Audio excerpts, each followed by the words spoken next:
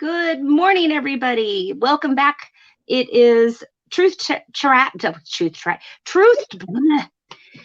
It's daylight savings time, people. It's daylight savings time, and I don't know what it is about daylight savings time, but I'm always doing something on YouTube. Whether it be a 24-hour chat international or that was daylight savings time?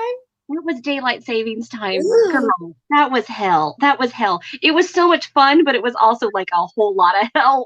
Like, and I had all these color-coded charts. We're like, where are we right now? Like, I don't even know what time is it in Australia? And then Australia and the UK, when that happened, and what was that, 2017, 2016? Mm-hmm. Yeah.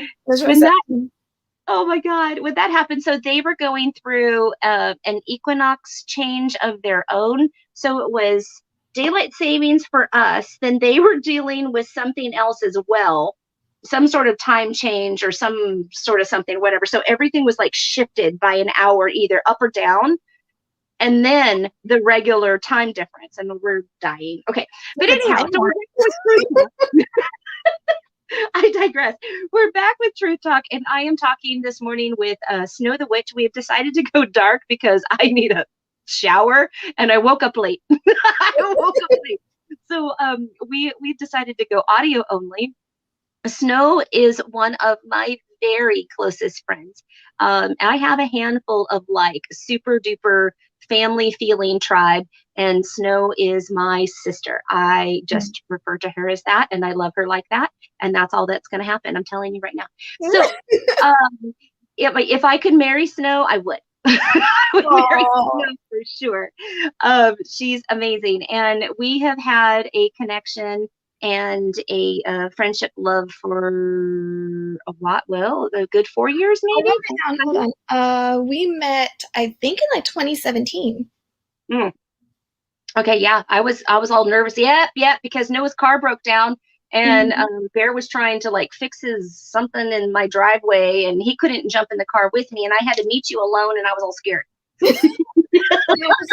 It was like nothing. It was like instant. We were so comfortable. It's so crazy. And that doesn't happen with me often.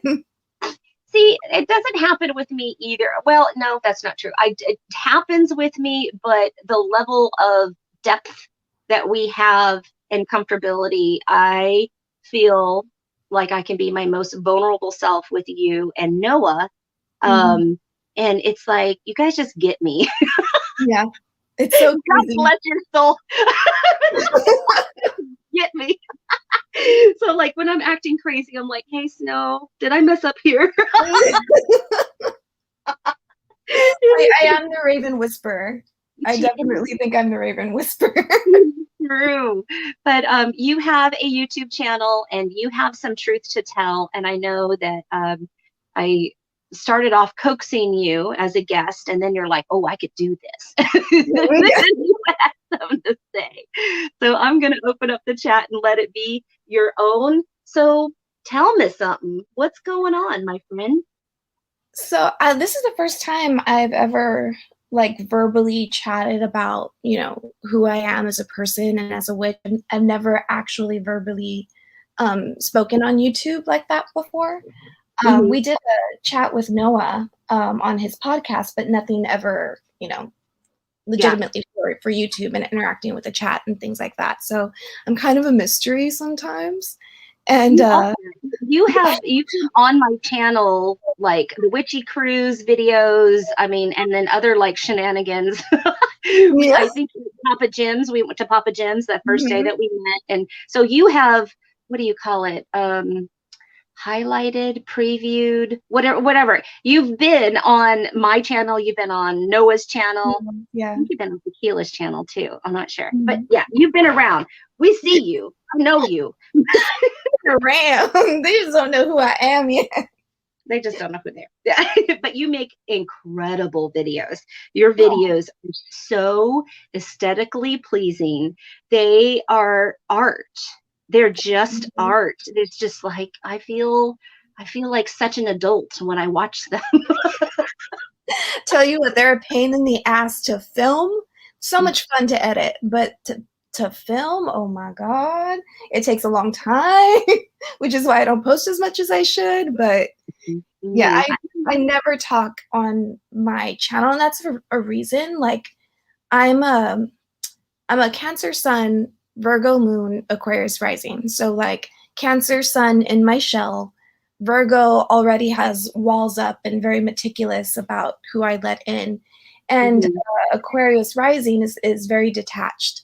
So I have like walls on walls on walls, and I don't want to give the internet power to talk about the way that I look, talk about the way that I talk. Uh, Mm-hmm. I just I'd rather not. And whatever I choose to show, that's what I choose to show, and that's it. It's my channel. I can do what I want. But like I'm a very guarded person, so this is all new to me. Opening up about who I am and my past and all that stuff. But I'm doing it. Is it because you don't want to give them power because you've seen what some of your friends go through, with some of the Oh, stuff that sure. they, some of the viewers, are not necessarily subscribers, they're trolls, Mhm. and we've just gone through so much with haters and people that just pick at us because, I guess it's fun for them to do so. Is it because of that? I think so. I think that's an added layer to it. I think number one, I'm just, very guarded as a person, but on top of that, like when I saw firsthand what you guys have to deal with, I was like, "Heck Mhm. no, I don't want to deal with that. Like, what the hell?" And I'm Mhm. actually pretty grateful that I am still small because that keeps me hidden from like the Christian trolls. I don't think I knock on wood, but I don't think I've actually had a Christian comment yet. And that's how you know that you've stepped on the scene is when you get those Christian. Yeah, we had a Christian troll in the last chat with Alvine, and I was just like, like, Yeah, I saw that one. I was like, Noah, get him, spray him like spray him with the spray paint. get him. I know you guys were in the chat, and I appreciate that because I looked up and I'm like, what the hell is going on? All of a sudden, these comments are flying. I'm like, oh no, here we go. Here it comes. Yeah. I'm like, oh my gosh. Oh, Miss Marnock is in the chat. Hello, my love. And Hello. I see Starflower 2525. And I know that there's other people creeping in here. They just haven't said anything. Hello, viewers.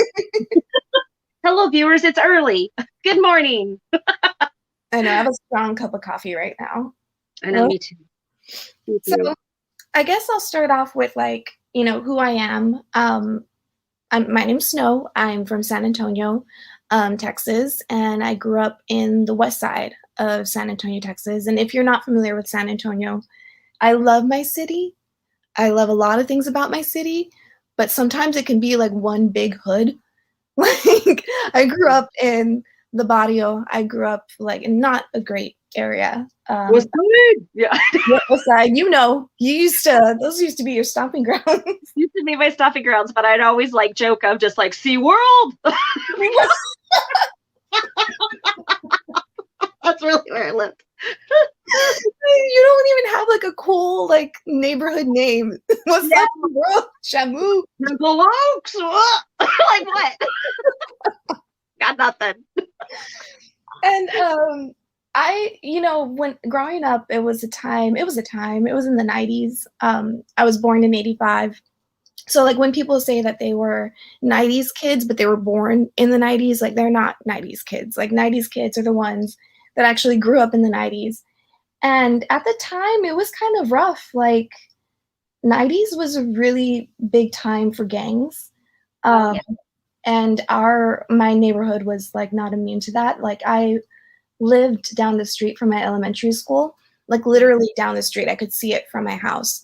But my mom would not let us walk because like we had gangs surrounding the entire neighborhood. Like you couldn't wear certain colors. You couldn't be stupid and make little signs because you didn't know what the hell you were signing. Like Yeah. it was tough. It was a tough time, but so I grew up in that kind of environment, but and I grew up Catholic. But when I say like Catholic, it's a very different experience from what I've heard people talk about on your channel, like on your chats with their relationship with the church, because mine has always been really, really good. I've Mm-hmm. never had a bad situation. And I Mm-hmm. think it's because of where I grew up. Like, there's no judgment in, a West Side church. It's just like everybody's Theo has like a drug problem, a gang affiliation. There's, nobody's perfect. And it's just like, if you go to church, great. And if you don't, maybe you'll come later. Like, it's just like not pressured at all. And You're gonna meet for brunch afterwards. Everybody's still gonna get together. it's so relaxed. And I think that's what I was surprised at, hearing people talk about their experiences with the church, because mine was so different. I wasn't, pressured at all. And also because, like, I have a grandma who's a curandera. And if, people don't know what that is, it's basically a Mexican or Latin American folk healer who uses folk magic and herbs as medicine and prayer. Sometimes they just use, the folk magic and the medicine from the plants. But then there are, curanderos that do incorporate Catholicism into their practice. So my grandma is all of that. She's all encompassing. She's uses prayer, uses herbs, uses folk magic practices, things like that. And I just grew up with it. And a lot of Mexicans in my area just grew up with their grandma doing the huevo. Like, I'm gonna go Mm-hmm. get a huevo done.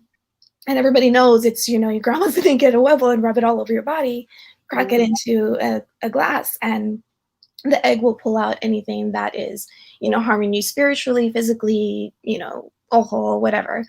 And it's just common.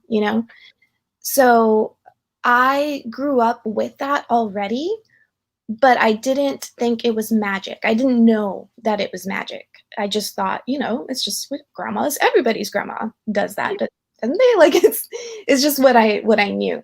So it's funny because my parents aren't very religious. Like, they're Catholic, but they don't go to church very often. They don't talk about Jesus a lot.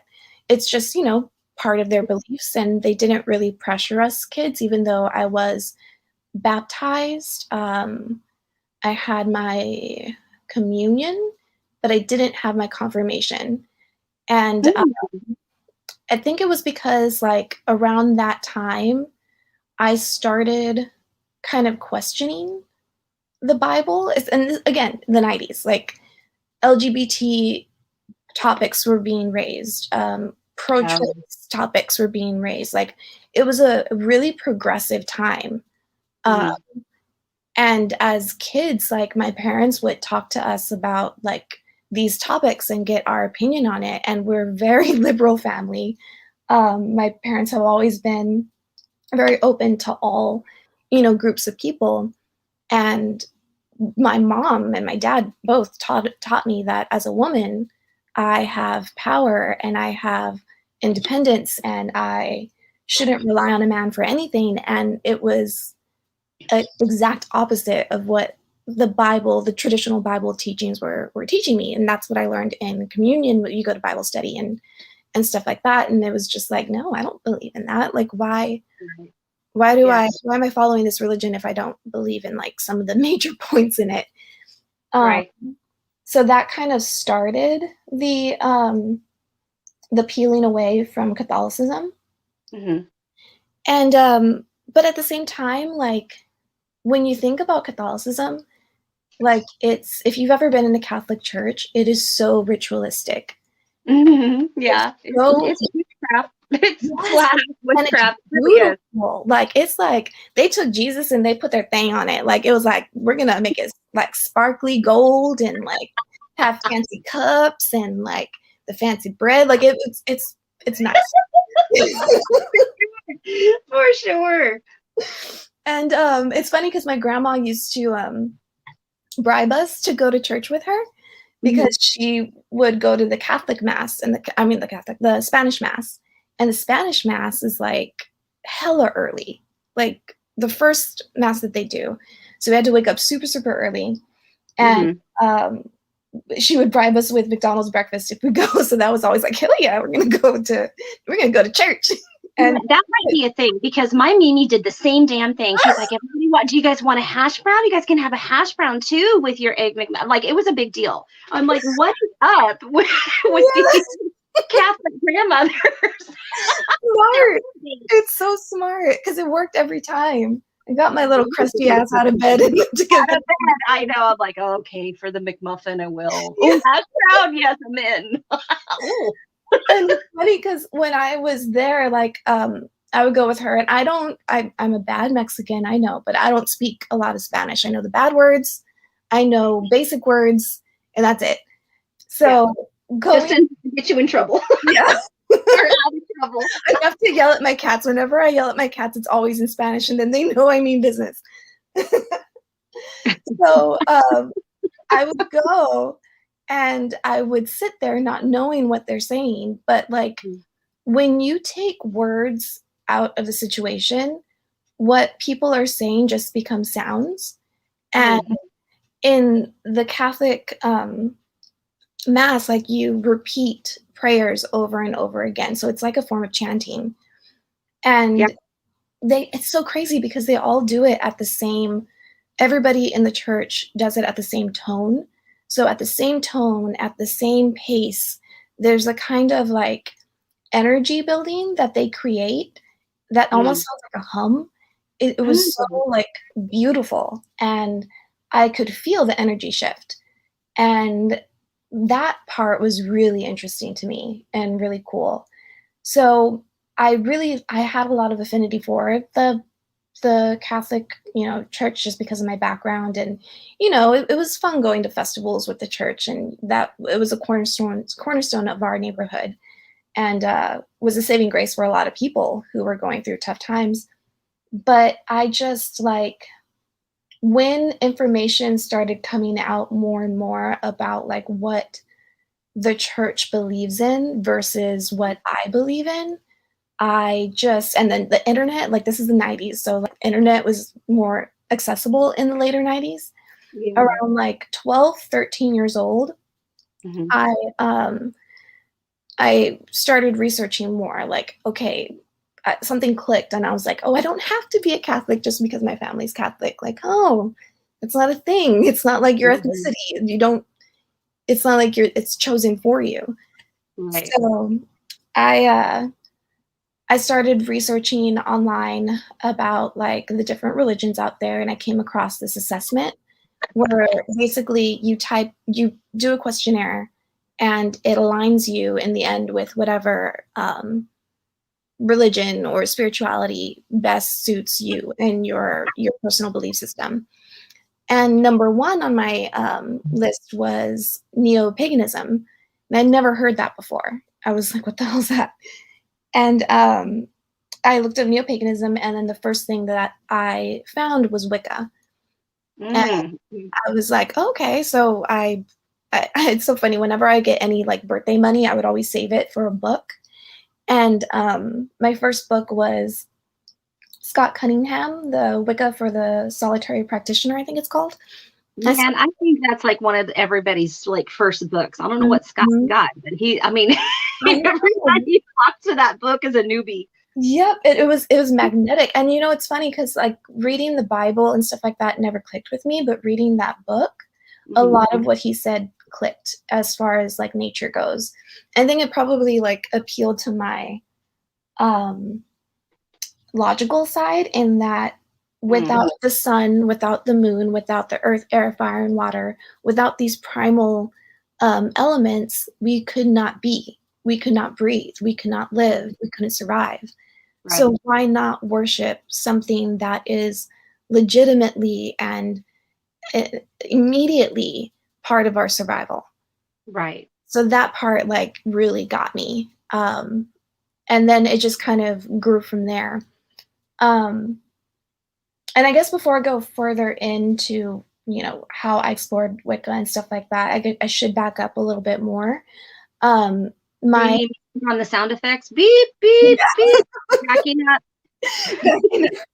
I forgot something, a pretty big thing. So growing up, I had you know, a good experience with like the Catholic Church and all that. And all things considered, growing up in the 90s in the hood wasn't very fun, but I was okay. The one thing that happened was sexual abuse as a child. I don't remember a lot of it. I blocked a lot of it out, but Right. I do know that it was before the age of 7, because at 7 I actually told friends about it and um, told them that I was thinking about suicide, and from there it went to my friends, from my friends to a teacher to the police to a counselor Oh, to my parents. So it kind of right. like just all kind of, you know, progressed rapidly after that. Yeah.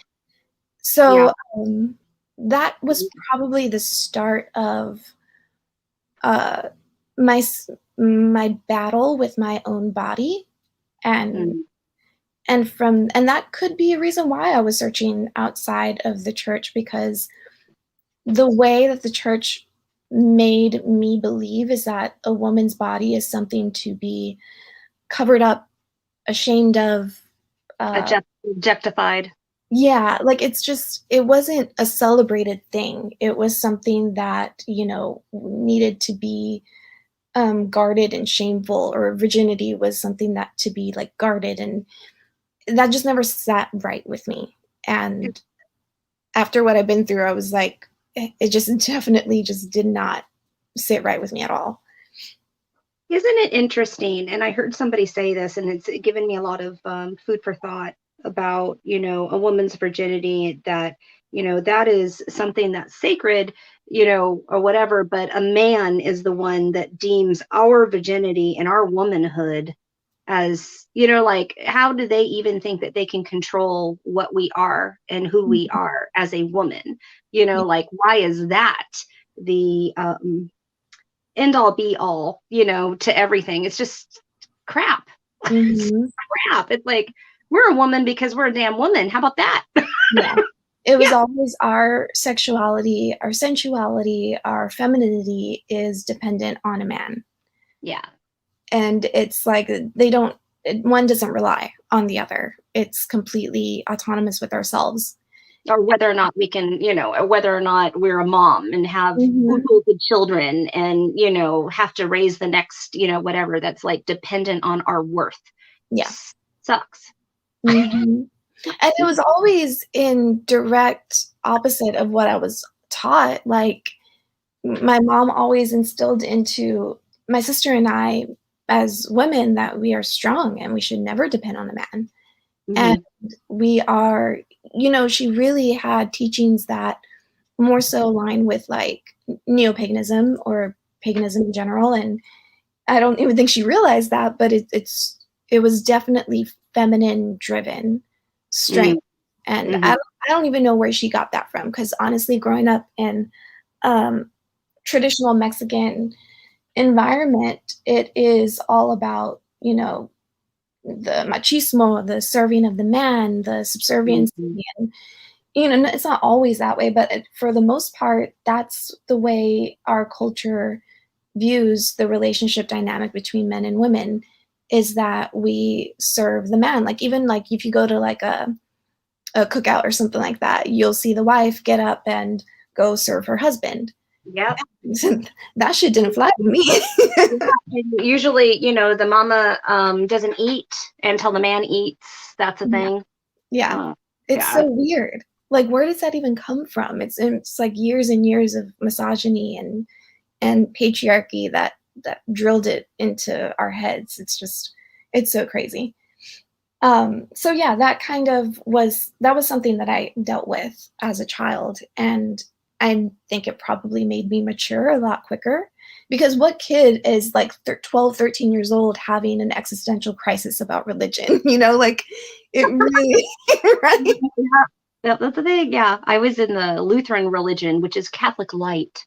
I was I was baptized Catholic, and then my mother didn't do anything for a long time, and then we ran around, and I was kind of passed around through the family and friends for a long time, so I don't remember. And then my Mimi was one of my foster parents, and she was Catholic, but it didn't seem she was very spiritual and didn't really it was odd because she was a weird mix. Like I saw her cussing, and I remember my grandmother, who was a missionary, and was in the Catholic Church at a point, but then they went more we call it Pentecostal. Mhm. And her and Mimi were best friends. And so my Mimi is my like adopted grandmother, but also a foster parent at one point. And Mimi would always be cussing, and it was so funny. And like I remember them at the table having tea or whatever, and she's just like, Mary Ellen, you better not cuss again. She's like, oh shit, did I do that again? Mimi is just amazing. She was just always just starting shit, and I loved her. But she would be like out, and she would do like this morning coffee ritual thing and go sit in her garden. I mean, that's where I got my gardening bug from, was this particular woman that Mhm. just, she would sit in her garden every morning and let the sun bathe her. Oh. She would do like these, I mean, just, she was just an amazing powerhouse woman. And she was sassy as hell. She was so damn sassy. And I'm just like, how is this woman Catholic? I just didn't get it. Like, I just did Yeah. not get it. Her husband, her Papa had polio when he was a teenager, very young age. And so he had those arm crutches, right? Mhm. And then Like horse. yes. Mhm. And so there was one time he like really pissed her off.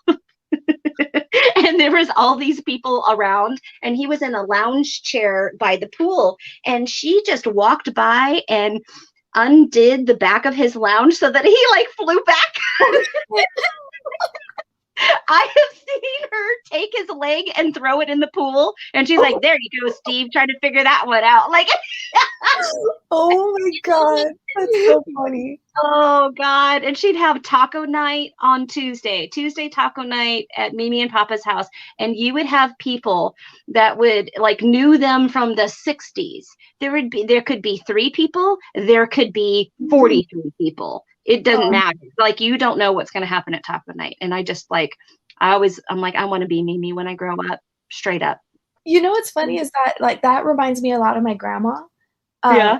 because my grandma's, super devout Catholic, but she is a badass. Like, and she's dealt with a lot of stuff herself. My grandpa, who passed away, was it the year before last, I believe? Yeah, the So year yeah, before last. I And remember happening. mhm, and that was the first person I've ever lost, and that was really hard. But, Mm-hmm. like, my grandpa was I love my grandpa, but he was very much a troubled person. He was an alcoholic. He gave it up cold turkey, I believe, before I was even born. Uh, Oh. but he had a temper, he was an Aries, so he had an intense Latino temper, and Yeah. um, he was also not faithful to my grandma um, Mhm. when they were younger. And my dad was born, and so it's funny because he had a Sancha, a little girlfriend, Mhm. and, my grandma found out about it, and she got her shotgun and got my dad's this skinny little, probably like 7 years old boy. She was like, "Here." She gives him the shotgun, he's just all gangly holding it between his legs as they're driving to the Sancha's house to go straight up, Oh. "Give me back my husband." Oh, don't take my man. Yeah, and she's a Scorpio, mind you, so there you go. Oh, there you go. And then it's funny because that girl that he was messing around with had a boyfriend, and the boyfriend came in the middle of the night to my grandparents' house and were trying to steal their car. And my grandma again gets the shotgun, and she goes to my grandpa and she's like, "No, no." And she's standing there hovering above him while he's sleeping, holding the shotgun. And he opens his eyes and he says in Spanish, he's like, "Ah, you're gonna kill me?" She's like, "No, pendejo, they're stealing the car." No. So like they call her the rifle woman. Ridiculous. Like that. It's funny how this like, traditional Catholic women are spitfires. It's so funny. Yeah. But like, and she is the person that taught me that magic is the practice that she does. It is magic. She doesn't say magic. She doesn't say witch because there's still a stigma with those two words. But I mean, what she does is very witchy. Like I remember she had a neighbor who was a bruja, and she practiced things against my grandma. My grandma had a rose garden, and we were never allowed to play in the rose garden because the lady would throw things into her garden. And one time I was playing in the rose garden, and she was screaming at me. She was like, "Come here!" And I don't even know how long I had to do it, but I had to stomp on a doormat that was soaked in holy water. And she just said, "Keep stomping, keep stomping, keep stomping." And now, as a witch, I understand that we have sections of our body that absorb energy, and our feet are one of them. And if you look at root work and folk magic, like having people cross over a working that you've done, that's a way to get them, to attach them, to connect to them. So it was definitely, I didn't know that that's what magic was when I was, 7 years old, stomping around in my grandma's rose garden. But like these things that she would teach me, it was definitely magic. Oh my God, I'm going to apply that to my practice because, I think that you could do that also with, any blessed water, Florida water, moon water, whatever, it's the same thing to us. Exactly. And that's so beautiful. Right? It's so cool. Like the thing is that around that time, like I said, I was telling my family or going to counseling about what happened to me. But at that same time, I never even realized this until now. My grandma told me about my gift. And she said that when I was little, at 7 years old, she took me aside and she started talking to me about who we are. And she said when I was a baby, she took me to her neighbor across the way from her, who was a psychic. And she was showing, her friend me. And she said as her friend was holding me, she looked at my grandma and she was like, "This one has it too." Meaning that I was a curandera as well. Yeah. And it's funny because she never says that about my sister. And I know that in my family, it tends to skip a generation. So like the curandera before my grandmother was her great grandmother. And her name was Joaquina Zamaripa. And she was famous in Marion, Texas. Like people would come from California all the way to Marion, Texas, just to have, like a cleansing from her or a blessing from her. Wow. And it's funny because she wouldn't charge them, but they would have to give her donations, is what they call them. So like a goat or a chicken or like I will take 2 goats. I will take 2 goats, please. And even to this day, my grandma doesn't take money. She doesn't charge money. She takes donations. So like that's the thing with our practice is like you don't charge people. They just give you what they can. Yeah, they give you our trade. Trade is very, very well accepted. I do that with other people that are other shop owners. I'm like, "Ooh, you want to trade product? Like we can do that." Yeah, it's pretty common. So I always thought that was really cool. But she started paying a lot more attention to me, or talking to me about our practice and our family and things like that at around 7. And it's funny, one of the things that she always taught me was, she was like, "Miha, be careful with what you think. Because if somebody makes you really mad without you realizing it, you could potentially hurt them." Yeah. And she always told me about this one time that she was yelling at her dog Speedy, who's a little whippet greyhound, and he was running around her like crazy. And she finally lost her temper and she was like, Speedy. She just like screamed at him, and a tree branch fell and hit him on the head.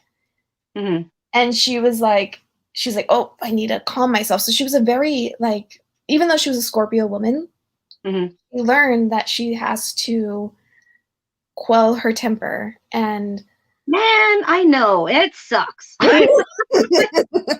Yeah, for sure. and maybe that's where I get it from, because it's hard to quell your temper, and I can do it very well.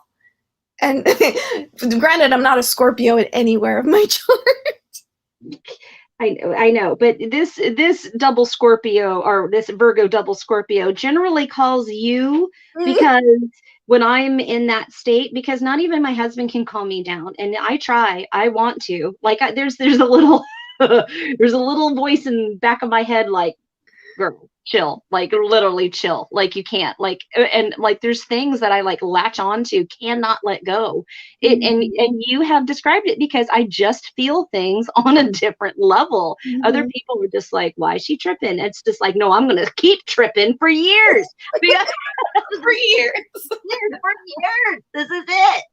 Because I feel it, and there's no resolution. And if I don't get the resolution, then I'm like, this is an ongoing war. And until that resolution happens and somebody fixes something, nope.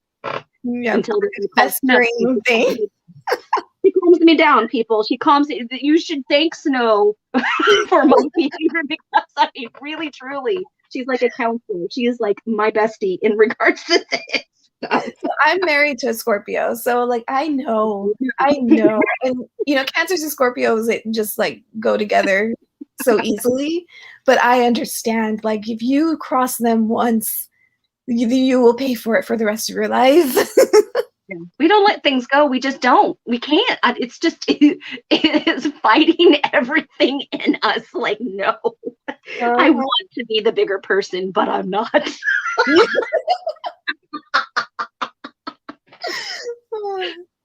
so funny, but it's a charming quality of yours. That's all. It's very Maleficent. I mean, I have very Maleficent. I can't say it now. Maleficent vibes, like big time. It's just like I'm a deep loyal person, very loyal person, and I trust at first, and then you give me one reason not to, and I'm like, and you're out, you're cut. Yeah, you're warm. Like those hugs should be bottled and sold, because you're super warm. But oof, once you get you going, oof. I know. I think you like actually saved me from hitting somebody one time. Girl, I had to cuss at you in Spanish in order for you to. This Snow's little arm, and she's like taking me somewhere else. I'm like, where are we going? And she's like, oh, you know, we just need to go. I was like, cállate tu pinche boca. Just it's a thing. Yeah, don't let my chipmunk voice fool you. I'm mean. I'm like a badger, honey badger. You know what's funny is that, like, I have that same quality, but it's so hidden. It's like so deep within me. I've seen you there a couple of times. You got to really piss you off to get you there. It takes a lot. It definitely takes a lot to really piss me off. And it's, I think it was worse when I was a teenager, like going back to, you know, finding Wicca and stuff like that. And it was such a beautiful time. Like, oh my God, we think of Enya time. You remember Enya? Oh yeah, I still play Enya. I have an Enya playlist. Oh my God. Like I would my moon candles when I'm doing healing or moon candles. Yes, I would be in my room in front of a mirror with a candle, playing Enya, like stealing one of my mom's candles. Like it was such a vibe. It was such a mood. And the 90s were great. The 90s were great. They were great. Mm-hmm. And for like witchcraft. Like I grew up, and my spiritual awakening around 12 and 13 was around 1997 and 1998. So like that was a time. It was right after the craft. It was right around the time of Practical Magic. It was Charmed had come out. Like that was the time for witchcraft. Mm-hmm. it just found me in such a way that it was very natural. And even coming out to my parents about it, I told them straight up, like, I'm not Catholic anymore. I'm a witch. And they're Yeah. like, or actually, I told them I'm Wiccan because that's more palatable for I a know. here. It's like it's the gateway drug. It's the gateway drug to Yeah. witchcraft. Come on over. I'm an eclectic witch, which really means I'm a hoodoo on the Yeah. on the. So, yeah. And their reaction was like, at first it was dismissive. They were like, okay, yeah, okay, whatever. And my mom was more so like, no, you're not, you're Catholic. And I'm like, no, mom, like, I don't have to be your religion. Religion isn't something that I am born with. It's something that I choose, whichever Mhm, way I go. And mhm, I was very stubborn and very, I was a little badass around 12, 13 years old. I was like, no, I don't believe in that anymore. This is what I believe in. this is And what I once they saw that in me and they saw me retreat to my bedroom and, reading all the time and journaling and stuff like that, they really supported what I was doing. And even if it was like just, oh, it's just a phase, they still allowed me to have that just a phase moment. You know what I mean? That's And awesome. it's not very common. That's another thing that I experienced. I wasn't very common with the rest of my witchcraft community. And I remember on Valentine's Day, that's their anniversary is Valentine's Day. And they used to get us presents too, us kids. And one of my presents was a tarot deck. So my parents actually bought me my first tarot deck, which Oh is wow, crazy, right? that's awesome. It was so sweet. Like it was them being like, this is okay. Like giving their stamp of approval that it's okay. And I wonder if it was because my grandma is essentially like my mom going into our family because my grandma is my dad's mother, so my mom is marrying into this family where there's a curandera in the family, and that's her mother-in-law. And my mom always said, like, your grandma's a witchy poo. She always called me a witchy poo. She's just like your grandma, a witchy poo. And and I wonder if because my dad grew up with his mom, being a curandera, and my mom marrying into a family where her mother-in-law is a curandera, if that is why my transition into witchcraft was so easy. Mhm, Because, like, in our neighborhood, you can find a botanica on every street corner. They are mhm, littered, like, it's everywhere. mhm. Mexican folk magic is everywhere. You go to an HEB, you're gonna find a 7-day candle. Like, it's so interweaved within our culture that it's not even a big thing, it's just like it's normal. Everybody does it. Yep. So I think that kind of pushed me even further into like, oh, this is okay. It's a natural progression of learning about spirituality.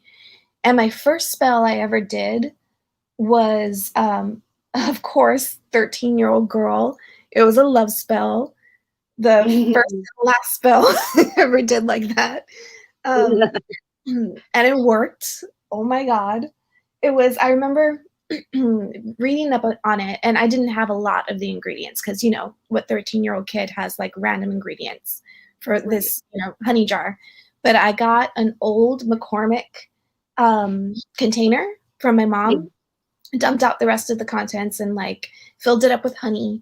And I got a popsicle stick and I broke it in half and I wrote the boy's name on it and stuck it in there. I think I added like cinnamon or sugar or something like that. Tightened it up, and that was it. Called it a day. No ritual, no like calling of the corners, nothing like that. Just straight folk magic.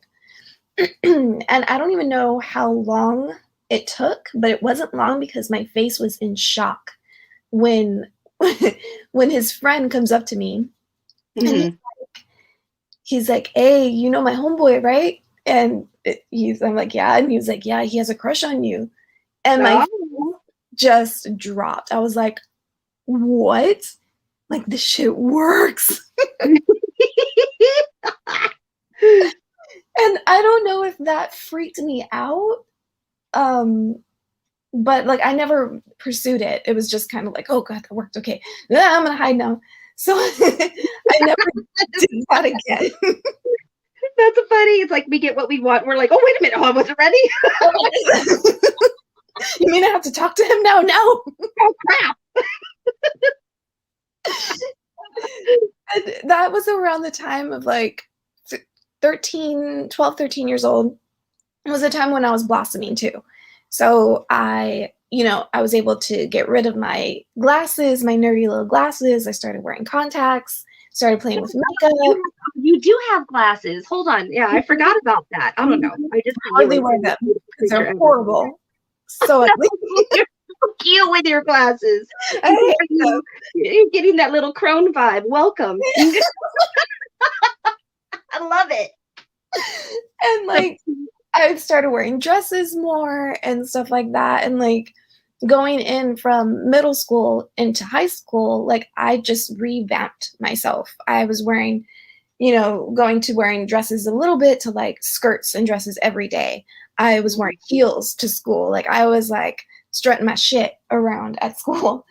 And I really embraced my, my beauty and my body, and I felt good about myself.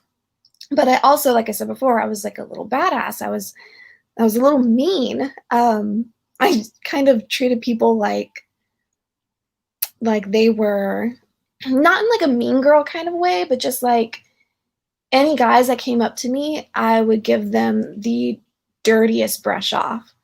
Just like, you're talking to me? Like, seriously? Like, I was so mean. Did you think that you could step to me? Like, excuse me, get out of my way. Get out of my way. And if I did give them the time of day, I would like maybe talk to them for a week and then get bored and just stop answering their phone calls. And this is around the time when we didn't have cell phones yet. So this was all done on like landline phones. Mm-hmm.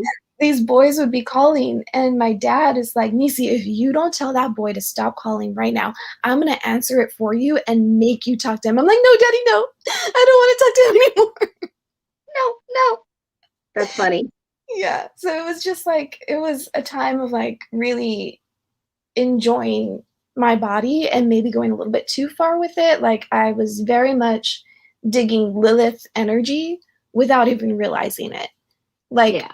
I did a school project on, we could do a school project on anything. It was like, choose something that interests you and go for it. So my project was Lilith.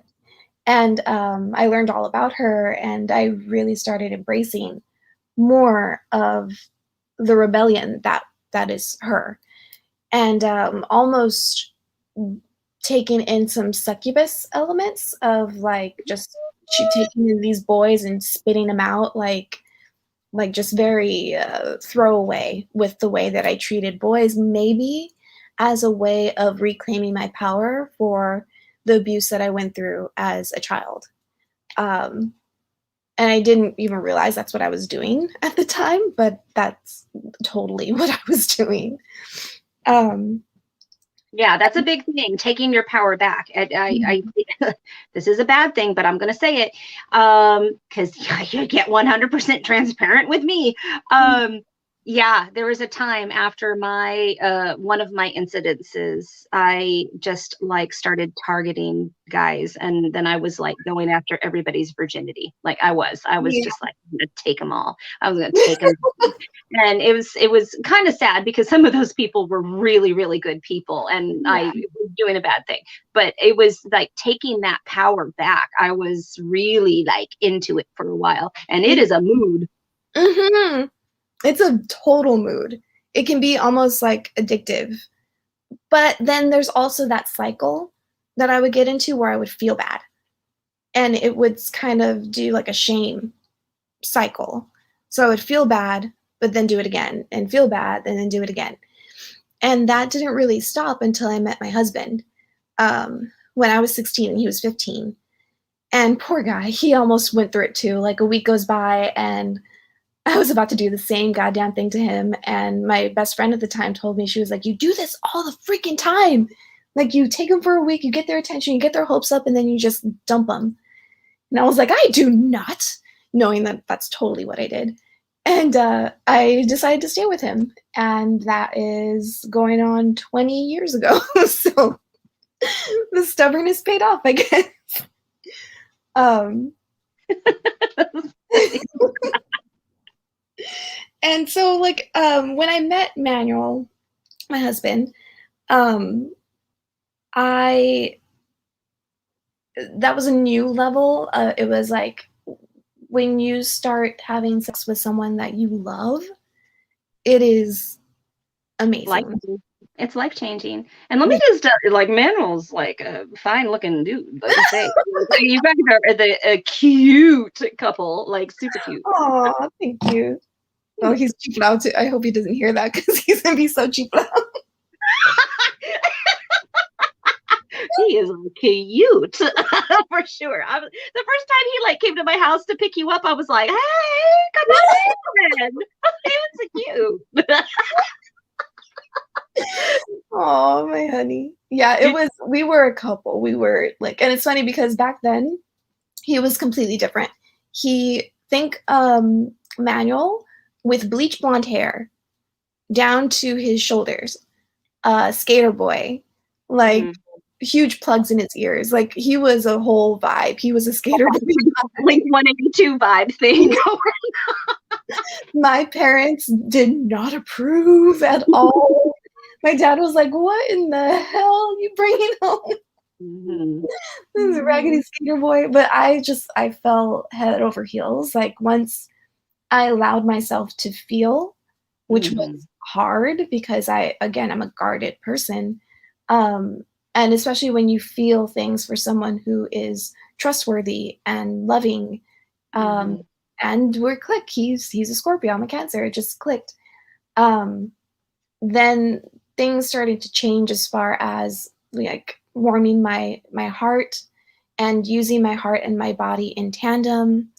Um, it was a whole nother experience, and it really kind of pushed me into a new evolution of femininity where Mhm. my love was awakened, and that was a whole nother thing. So with my practice around that time, like let's say I had been steady Wiccan from the age of like 13 through um, my oh god later 20s actually. And Mhm. I think I told you this story, but like my practice had gone stale. Like it really hit a plateau. It was kind of like my rituals were like going through the motions instead of actually feeling it. Mhm. Um, my spells stopped working. It's like the magic was gone. And Mhm. I realized this because in my later 20s into my 30s, I experienced workplace bullying, Yeah. and that shit is hard. That Yeah. is like I've had some tough experiences in my life, and that one's up there. Like every single day, going to a full time job where you didn't know what war zone you were going to be in. Yeah. And it was all at the mercy of these really ruthless women who, Yeah. hated me for no reason. I think Um, this is right before I met you. I think you would just sort of like change jobs and you were getting over this. But I remember this is one of our mhm. first conversations we ever had as friends. Oh I yeah, remember this. it was tough. It was. I had a job. My job. I worked at a skincare company called Origins. I love that company. I love that job. I was so good at it, and probably too good at it. I would get a lot of customers, repeat customers for years. I was at that job for like 5 to 6 years. Hmm. And I developed these relationships with people where I would do, their daughter's Girl Scout, you know, makeup. And then 5 years later, I was doing her like prom makeup. Or like I would do a girl's prom makeup, and then 5 years later, I would be doing her wedding makeup. Like it was Oh, that's so sweet. those really those people were like my saving grace because going to work feeling like I was just being attacked constantly. My character was being attacked. Yeah. And these people just seeing who I was as a person, and even like they noticed it, and they would be like, "You're okay. You're doing so good. I come here all the way across town just to see you. Like, Mhm. they were amazing people. But dealing with that, it was my boss who, it's so weird. I worked with her for years before that at another company, and my job, like, they had us have like a meeting, and they were like, if you could say one person who had the big impact on who you are as a working person, who would that be? And I wrote down her name because she was a little hard ass. Like, she would Mhm. make me do, she would role play with me like ruthlessly. Like there's a way to role play with people to get them to grow, and there's a way to like berate them into like military style doing a good job.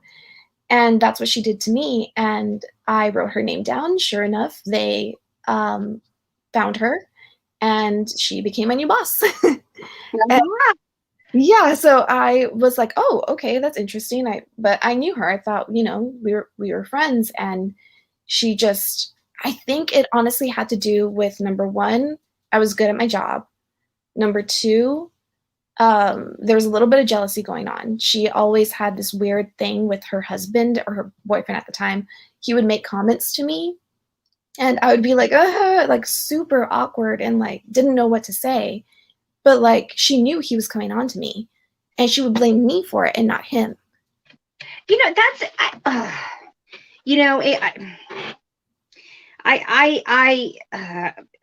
I hate that. I hate that. And I Mhm. don't understand why women do that. It's just like, your contract is with your lover. That has Mhm. nothing to do with me. That's the thing. Like, I'm still on Angelina Jolie's side. Like, Yeah, I'm like, that was Brad's responsibility, wasn't yeah. anybody else's. And also, Yeah. like, it's such a weird dynamic because she's my boss, and my boss's husband or boyfriend at the time is coming on to me. Like, that's a weird ring around the rosy of sexual harassment that I Yeah. had to endure. Like, that's just weird. And so she hated me for that. And then on top of it all, I was with my previous boss before her, who I loved, I was very open with my spirituality, and she was very accepting of it. And it was an open conversation that we would have with the team there, the previous team. And one of the girls actually used to call me Wick because I was Wiccan. She was like, "Hey, what's up, Wick?" And so obviously, with her coming in, I guess I wasn't very out front with my spirituality before in our other job, but like, she was very well known that I was a witch, and she was very judgmental and would make faces whenever they would talk about it, and roll her eyes very outright Really? whenever they would talk about it. And I would try not to, because I know that it made her uncomfortable, and out of Mhm. respect, I wouldn't talk about it. But for people in a small environment, a small store, it's an interesting thing for people who aren't, witches, and they want to talk about it. They want to be like, oh, what does this mean? Or, ooh, can you do my cards? Or, things like that. And she would get very upset with it. So over a span of 2 years or so, she just wore me down. She would make up lies about me. She would turn the other girls against me.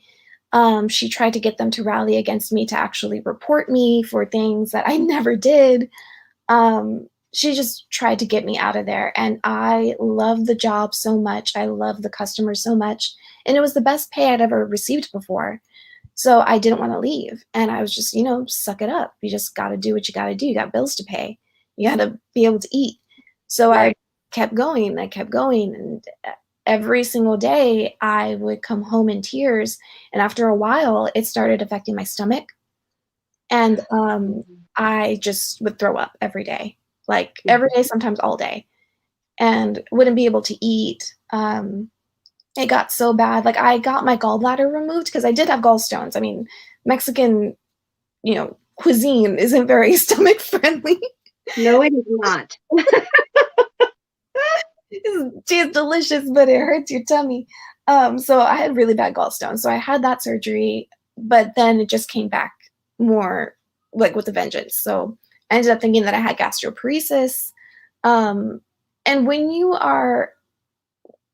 can't eat, it is slow torture. It feels like your body is just giving up. it like just being able to move hurts. Like, you know what that feels like. You've had some experiences with your own body that is just torture. Yep, this whole year. So it's like Mhm. eating is a challenge for me, and like it's not in a very effective way of weight loss, but it's and it's certainly not pleasant. Yeah, but it does the thing. And that's what I experienced. I dropped down 89 pounds, down to 89 pounds. And I'm petite. I'm 5'1". So 89 pounds is, it's a lot, but when I looked in the mirror, I actually liked what I saw. It was weird. Like, I knew it was unhealthy, but I don't know. It was just like I just, that was the best I've ever looked. Even though I felt like crap, it was the best I ever looked. And so I go through the motions of like dealing with the bullying, and finally it just comes to a head where I'm like, I can't do this anymore. For my health, I need to get out of the situation. So I end up quitting the job, and I took probably like a few months. That's how long I had left on my lease to just you know, survive. Like, me and Manuel, poor Manuel, we ate like tacos every day, which sounds good to some, but like we're talking like bean and cheese tacos every day because that's the cheapest thing. I made homemade tortillas. Like, it was Yeah. time. We just had to survive. And after that, my lease was up, and I went to live with my family. And that was the most healing experience ever. Um, Hmm. just being at home with my mom and my dad again, and just taking that time to recover was really what I needed. And even though it was good for my body, when you're happy and healthy again, you start to gain weight. And I just slowly started gaining the pounds back. And it got to a point where I was gaining a lot more than I ever was before. And my body started changing. When you see yourself 89 to 100 pounds for so long, Yeah. that's the way you think that your body should look, Yeah. because aesthetically it looks the best. But it was, I got to that in such a sad and horrible way, and it really destroyed my metabolism. Like, once you go on fumes for so long, your body gets used to it, and now it can, do its thing and live life at less than 500 calories a day. And when you start eating like a normal person, even something as low as 1,200 calories a day, you start gaining weight. And it takes a lot to lose it, and build up your metabolism again. So after that time is when I started struggling with an eating disorder. It started with like disordered eating, and then it started with like a little bit of bulimia, straight up anorexia. And this was after I met you, and I had some time in between jobs to like really do my shadow work. And Yeah. I drew a picture of myself, of the way that I saw myself, and I wrote everything that I saw, like every single flaw that I saw. And it was a list, like it was a huge list of everything that I hated about my body. And Oh, sweetheart.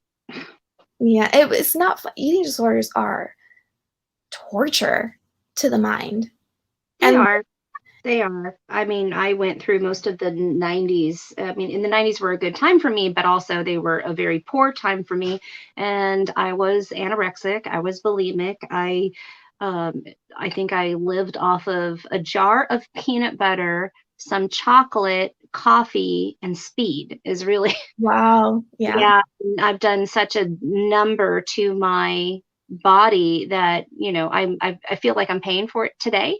Hmm. I think we can identify with that. Yeah. But this was, but I'm okay. I'm okay now. It's like I don't have like, although, when I pass a mirror or like a window or whatever, I still see myself as a size 5, as a size 6, and I'm like, who the fuck is that?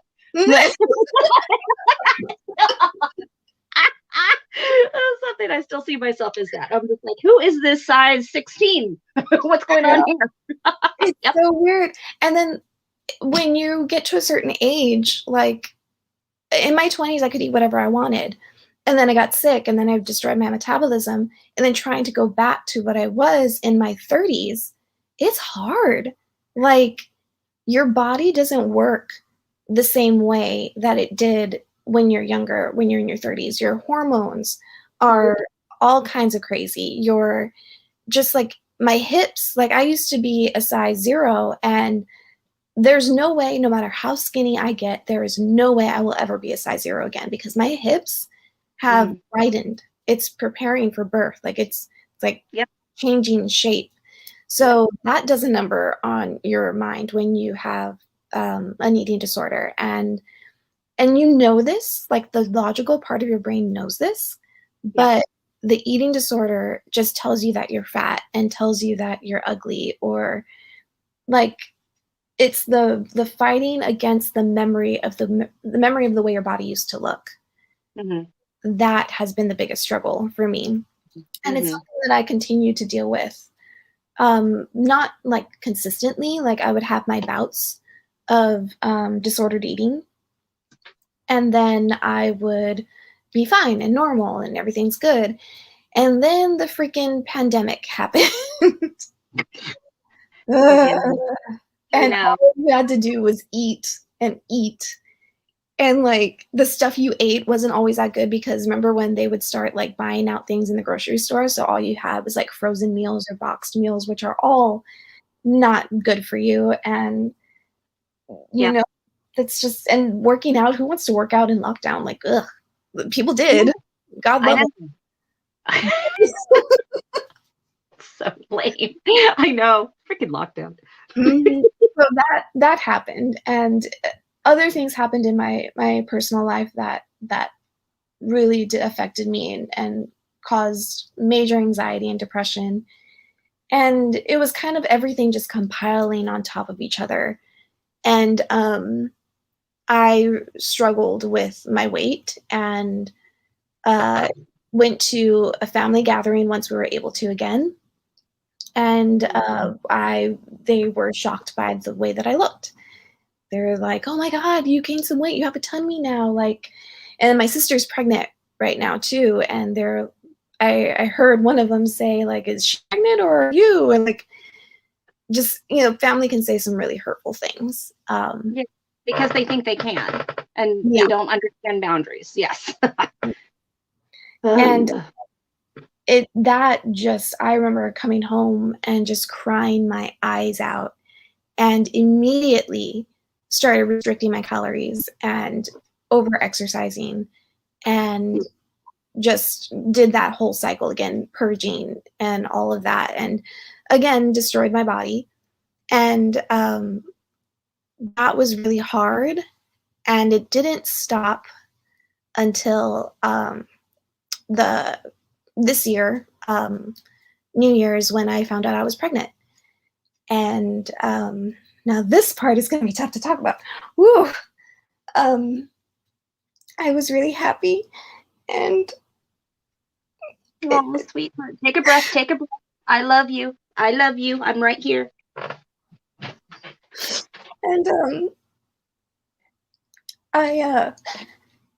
everything changed. You were elated. You were like shocked and elated. And I remember the phone call, and I remember, how excited we all were for that, whole situation, and just like so happy for you because it was something that you were thinking that you wanted, and then you decided, nope, I don't want it.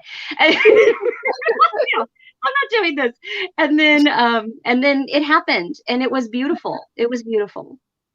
Yeah, I never was like 100% sure that I wanted to be a mom, and I struggled with that. I don't know why. I was so scared of it, and I didn't know if I was going to be a good mom, and I didn't want to experience a pregnancy, and I was fighting against it for so long. I'm 35, so like I was fighting for a while, and I've been with my husband for this year going to be 20 years. So like I was definitely dodging the when are you guys having babies? You're like, please stop asking the question.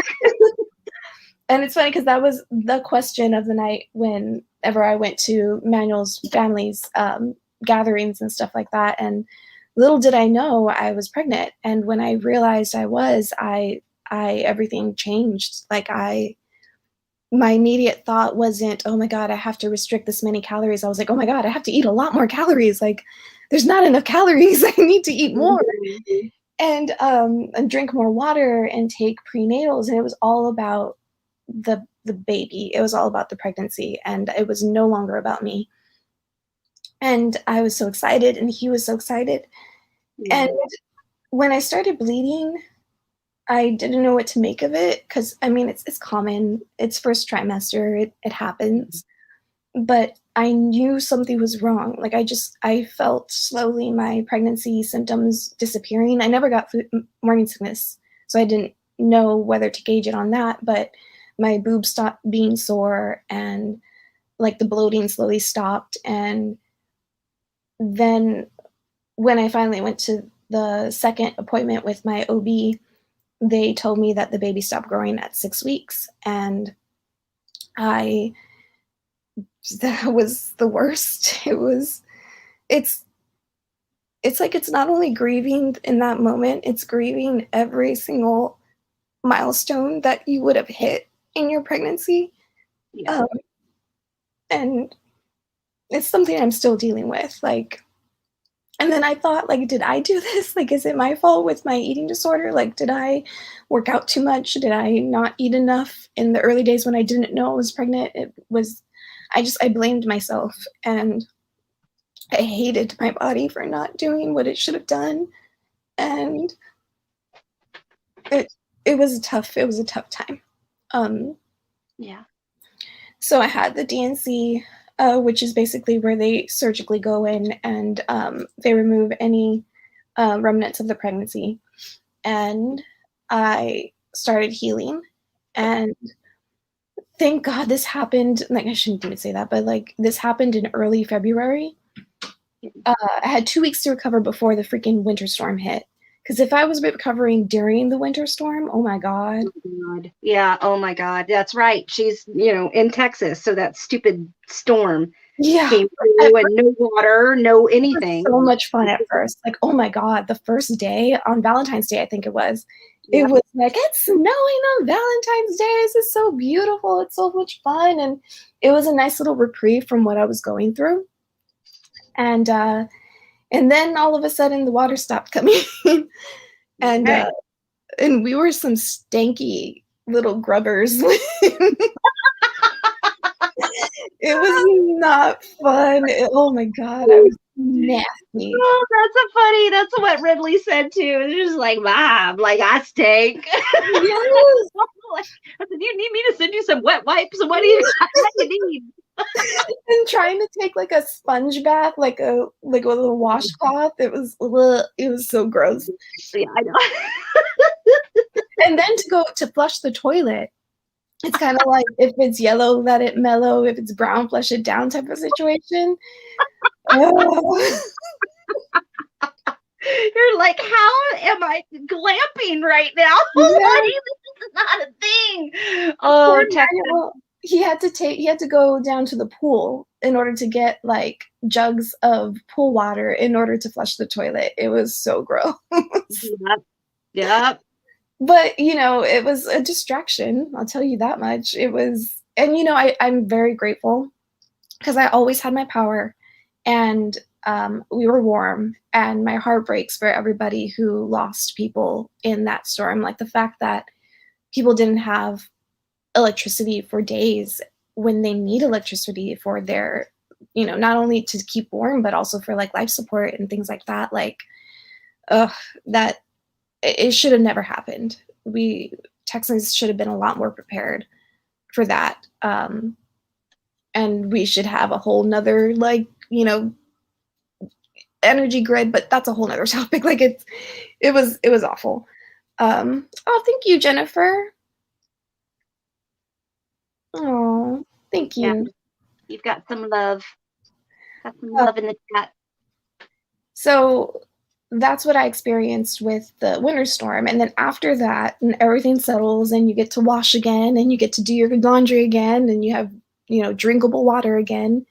Like reality started creeping back, and Mhm. I started, really processing what had happened and how I was treating my body before and how I was treating my body now. And I didn't want to be that way anymore. I wanted to enjoy life. I wanted to enjoy my body. And I also want to try again. So I need to be good to my body and I need to make sure that I'm healthy again. Excellent. That's And excellent. yeah, so I'm on this new journey where I'm getting back in touch with sensuality and not just sexuality, 'cause that's an aspect of it, but that's just a portion of it. Like I'm talking about, you know, being sensual with your body is loving your body, is feeding your body, it's moving your body.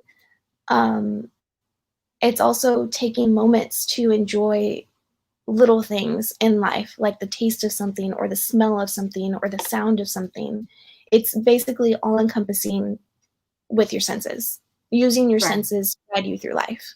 And that's something Mhm. I hadn't done in a long time. Like I would find myself like eating almost like I was rushing through eating.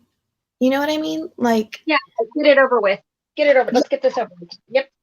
yeah, I wouldn't enjoy it. I wouldn't stop and like take a moment with it. Or I would, I wouldn't play music for a long time. I didn't listen to music, and I didn't really know why. I was more so like a podcast kind of a person or watching YouTube videos.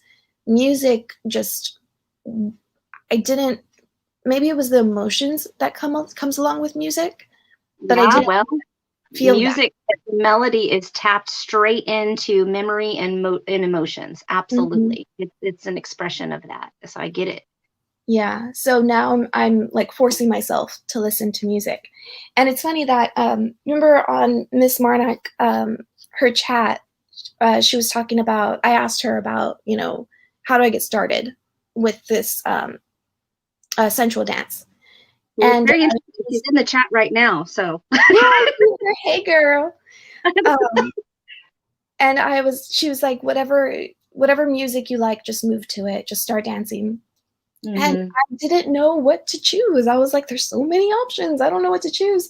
And recently, I came across a TikTok video of this guy from the UK reacting to cumbia music. And Uh-huh. he started playing one of the songs that I would always hear at like, the pulga at the flea market and Mhm. it was just a happy, fun song. And I just started dancing to it as I was cleaning. And that made me so happy. And it got my heart beat up and it made me move my body. And such a random song too. I would have thought that I would choose something like, sexy, like something from Billie Eilish or something like that. But nope, Yeah. it was a cumbia. And that that and just moving my body and writing more and making videos because a while I stopped because I was in the middle of the eating disorder. I think my last video that I made before this past one was Mhm. in December, and I was in the thick of my eating disorder at that time. I hadn't realized I was pregnant, um, but like it, I was able to recently start filming and editing and putting things out there and having more of a voice on social media, which I stopped doing. I do that occasionally. I'll like pop in, pop out, pop in, pop out. But it feels good to do that and to talk to people because a lot of women go through this, and women I had no idea. There's some stories that of people that I know, even my own mother, and that it's just not talked about. It's And not talked about. And I remember that phone call. I remember that phone call and that morning and that was hard. That was hard. But I'm very honored that you called me. I'm very honored that you trusted me with that time in your life. And you were like, I don't know if I should tell my family. I said, I really think that you need to tell your family because I have a feeling that they've gone through this as well. And you might mhm, get, you know, kind of like DNA direction on some of this. yeah. Hmm. And that was a hard conversation to have. And I think that's something for people who know somebody who's going through it. Like, it's sometimes best to have a what would you call them? Like an ambassador of sorts, somebody to make those phone calls for you, because Mm, um, yeah.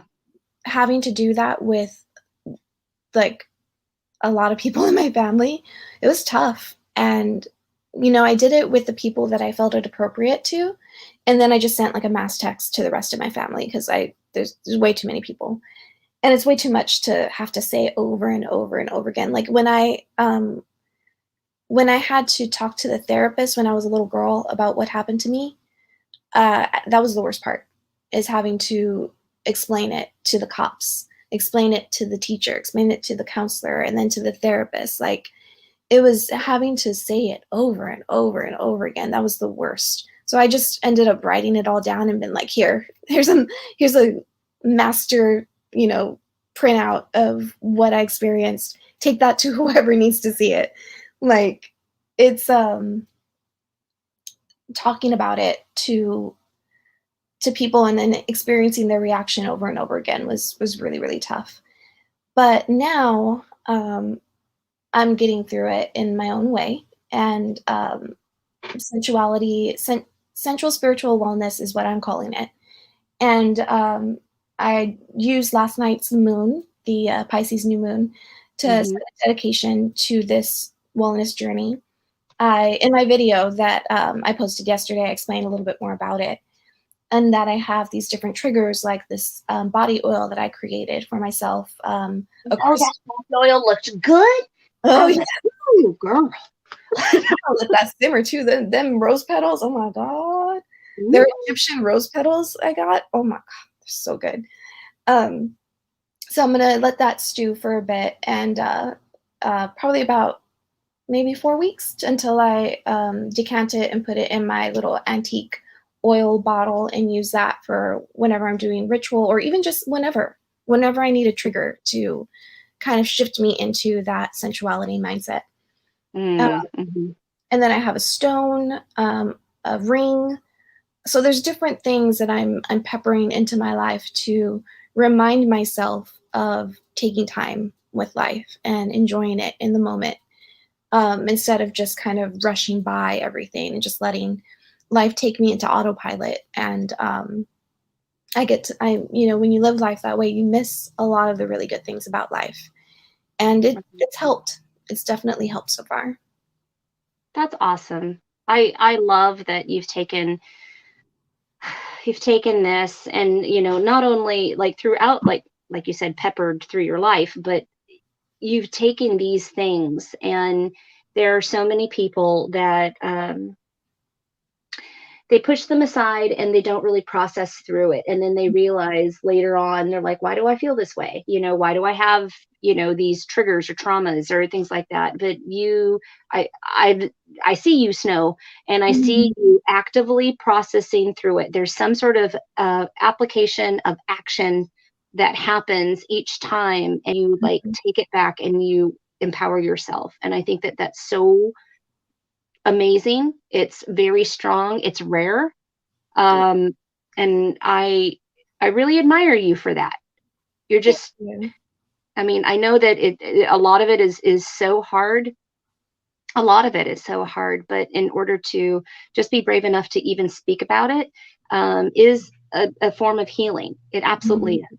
Mhm. Yeah, I noticed that's something that I do in my life is it's almost like I process things out of not wanting to stay in that state anymore. You know what I mean? Like, it's just like, I don't want to feel this way anymore. So Yeah. how can I face it and then transmute it into something else, which is what has gotten me into my new practice. Like, I kind of touched on it before with my practice going stale. Um, Hmm. when I was after being bullied. And it's when I was moving from that apartment back to my parents' house, I was going through a lot of my witchy things. And I had this old book of shadows that I hadn't touched in so long. And it must have gotten wet or something, but I opened it up and I found mold in it. My book of Oh, shadows was moldy. And I Oh, saw that as the hugest like sign from the universe that my practice got moldy and stale and mhm. stanky, and I needed to switch it up a bit. So when I was at my mom's, it was about a year that we saved up money, and I was just working on myself and working on my practice.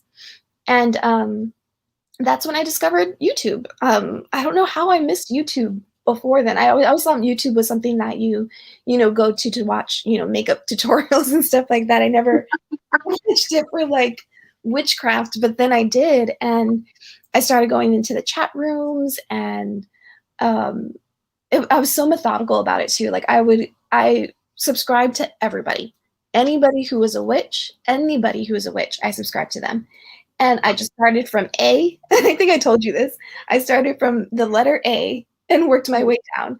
That's a lot. That's a long way about it. There's a lot of freaking videos out there. Some people have like over 500 videos. Like Yeah. I wouldn't go on to the next one until I finished all of their videos. Oh my gosh. I know. I'm trying to think. I'm like, oh my gosh, and I'm R. Like, I how know. long, Yeah.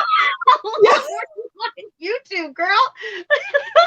I mean, we're talking like Ashira Star Goddess. Like that woman has so many freaking videos. Avalon Cameron. And oh Yeah. my God, Avalon Cameron. Like I mean, she was a big shifter in the way that I thought about things. She's a big shifter and a very talented reader. Like, Mm. holy crap. Like, she's something else. I I mean, she really know. is. And And if you haven't her gotten her deck, you guys, you might want to like do that because it is gorgeous. her Beautiful. words and her verbiage is like Mhm. poetry. Everything she says is poetry. Oh, It's and like she's I was sassy as fuck, too. She is sassy. oh I know. Yep. I love that about her. And like my hand would ache from all of the notes that I was taking as I'm watching her. Mhm. And other people too, they just kind of opened up my mind as to what a practice could be. And it doesn't have to be Wicca. And it doesn't have to involve um, doing a ritual every single time. Like I think who was it? Wednesday, actually, I think was talking about that. She was like, I don't do a ritual, or like I don't use this element or anything like that. And it's like you can choose, pick and choose what you want to add and what you don't. True. So when I started seeing it more as a customizable thing, I started to experiment more, and that's when the magic came back. And then on top of that, I'm meeting you guys. Like I met you, I met Noah. I'm having conversations with people from all over the world about witchcraft through YouTube. And it opened up my mind to what is possible. And it doesn't have to look a certain way. And I think that's my biggest problem with witch talk is that everyone is trying to make it like, not everyone, I shouldn't blanket it that way, but there's so many young witch talkers who are saying this is the hard and fast yes and no of this. They're not talking about their thought process. They're not talking about and I guess you can't because it's a short video, but like I think instead of teaching people how you practice, I think it's a better option if you are going to be a teacher to teach people how to learn in a way that is true to them. Right. Because teaching someone the way that I practice is like assuming that they're a carbon copy of me, and there's no way that anyone is a carbon copy of another. So Yep. what you're teaching people is to actually follow their own intuition, how to follow their own synchronistic pathway to the next subject matter. Because it's so interesting. I think I talked about this with you recently about how you can study something and then you'll randomly come across this other little bit that Yeah. guides you into another direction, and then you follow that rabbit hole and that guides you into another direction, and it's like it seems very chaotic, but when you start following it, it kind of circles around Yep. and gives you a very um, true perspective of how you feel on the topic, how you feel about the subject matter. And I Yeah. think the most It's kind of, I've told people that are new to the craft, they get overwhelmed. They get overwhelmed real easy. And Alvine and I were talking about that, and especially when you are a researcher. You get all these books and they're telling you this is the way to do it. And then that one says, Mm-hmm. oh, you use roses for this. No, you use roses for that. You should not use roses. You're like, God damn it. How much do I got to do here? It's just like, and as a Virgo, I'm trying to find the perfect way to do it. And Right. I had to get out of my head and just like trying on clothes. You got to see if that's a good fit. Yeah. Let's talk about blood magic. Let's talk about, adding bodily fluids into your spell work. By the way, it works really well. Mm-hmm. And like let's try these things and see how you're comfortable. And you're just like trying a new skin on, but it's definitely, especially if you're trying to work with deities, I found that universe or the spirit guides or whatever you want to call it, when you're doing that research, you're going to find something, and it's really rewarding. You put in Mm-hmm. the work, you really get the reward. Mm-hmm. And I think also there's a psychology to it. So, and that's another layer of my practice that is new. And it's thinking about magic in a very psychological setting. And that, number one, I'm researching neural pathways and neuroplasticity, which is basically how our brain is a machine. It's a computer. And the way Mm-hmm. that it takes in information from the age of 0 to 7, everything that you experience, especially things that have hurt you, Yeah. become a neural pathway that is hard to break. So if you're experiencing any trauma before the age of 7, unfortunately, that becomes part of your thinking. And if you believe in law of attraction, hermeticism, manifestation, if you believe in the laws of the universe and the energetics of magnetism between as above, so below, what you believe at your core, in your subconscious, with these neural pathways is what you attract. Oh, And that's why we see these patterns happening in our lives that are so hard to break, because like even my though we ex-husband. know Ugh. that what Like my ex-husband. and it can happen after you're 7, like the workplace bullying that happened to me. Mm-hmm. These, if they're strong enough, and if it affects your fight or flight instincts, if it affects your survival instincts, the reason why we have these neural pathways is animal instinct to prevent us from making the same mistake again. So, or getting hurt again. So even though we're not animals, or we're not in these primal situations where it's, live or survive or die, for Right. most of us anyway, these thinking patterns don't work for us. It doesn't work for the modern world, but it doesn't change the fact that it still happens. So what happens is you have to go into your subconscious and get into a meditative state and rework that pathway, which is called neuroplasticity. And you have to create synapses, I believe that's the way that you pronounce it, where you create a whole new neural pathway. So if you had a scarring incident that made you think, like myself, I always lived in a lack mentality. Growing up in the hood with not a lot of money, not a lot of resources, where what I could succeed to do was very capped based on what I was perceiving in my environment. I ended up growing up and living a lack mentality, and that always stunted my growth. And it prevented me from getting the money that I deserve or the experiences I deserve. And I had to go through that, and I'm still working on it. It's going to be a perpetual thing that I'm working on, to remind myself that I don't have to cap myself, that I can go into a meditative state and I can see where I've limited myself before, and then transmute that and create a whole different reality where that didn't happen. And the brain in the subconscious mind doesn't realize that that didn't happen. It's like, okay, that happened. So we're now going to bring you opportunities. We're going to bring you money. We're going to bring you ways to grow, because I'm no longer repeating that that cycle in my head where things are limiting, where I'm not worthy of having XYZ. You know what I mean? So like the brain is totally something that I'm like diving deep into and applying Dude, that to my practice.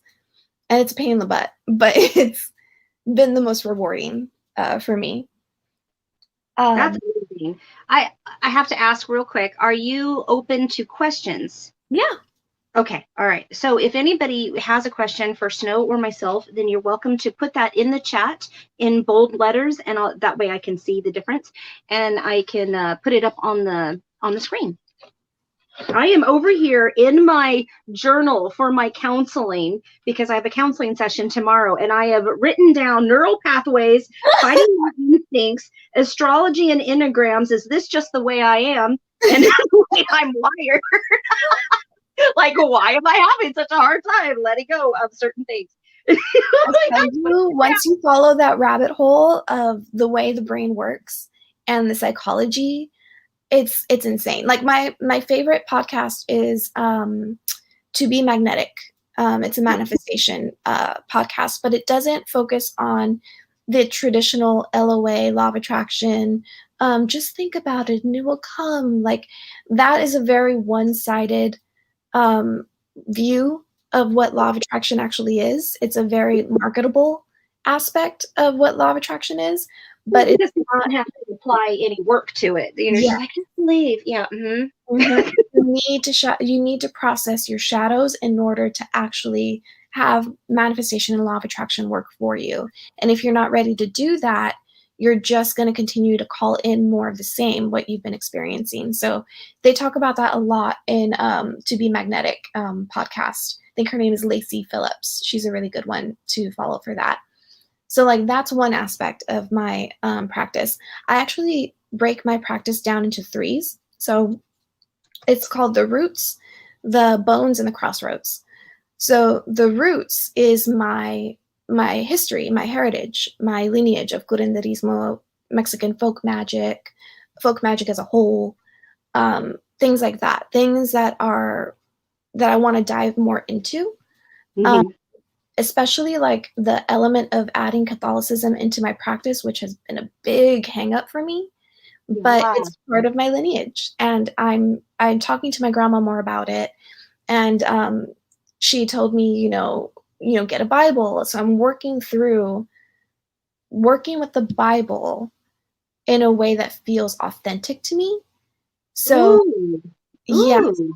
so like when you were talking with Alvine Yeah. about the Psalms that were used in a lot of ethnic magical religious types of spirituality, that's you find that a lot, and it is to do with colonization, which I have to admit that right out. Like our practices were colonized, and that is why we have so much Catholicism embedded within these ethnic groups spiritualities, and that's just the way it is. And if I face that but also accept the beauty of what it is now, as far as using these psalms, using, saints um, as archetypes within a practice, um, opening up to the archetype of Jesus, like not thinking of it as an end all be all, but as an archetype. That's the way that Mm-hmm. I view deity, is more through archetypes. Mm-hmm. Um, and kind of working through that so that I'm honoring my history and my tradition without feeling that I'm being inauthentic to what I actually believe. So Okay. that's Yeah. something that I'm working through, and that's the roots aspect of my practice. The bones aspect is witchcraft, just everything witchcraft that I've learned from the age 13 to now 35, of the elements of the Alchemy. planets, everything. Yeah, like it's really the bones of what of my belief systems is basically that. And then the crossroads is where things get a little bit freaky. So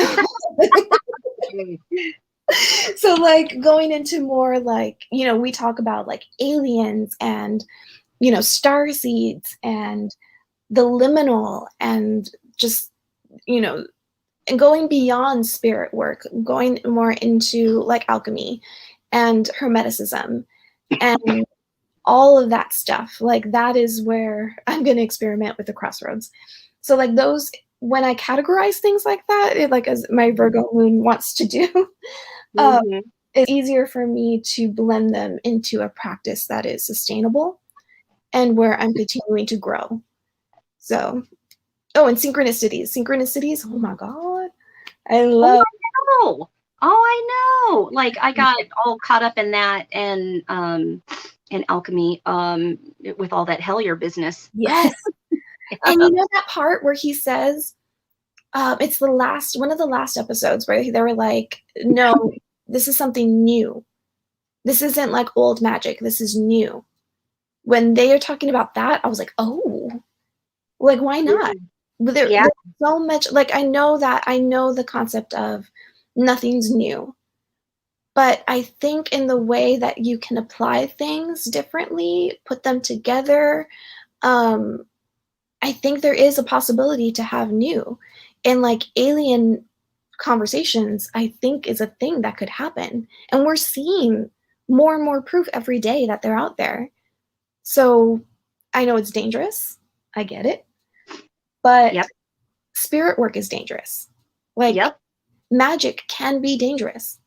Yep. So if you're going to be afraid of everything, you might as well just put it all in a box and put it away because magic Well, can be dangerous. But didn't the ants in practical magic say you can't practice and look your nose down at it? mhm. You can't do it.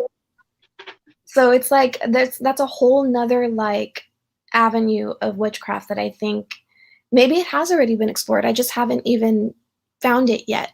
I'd love to find it. If somebody's doing alien magic, ooh, cha, send Oh, it to me. there are people doing it, and they are very brave people.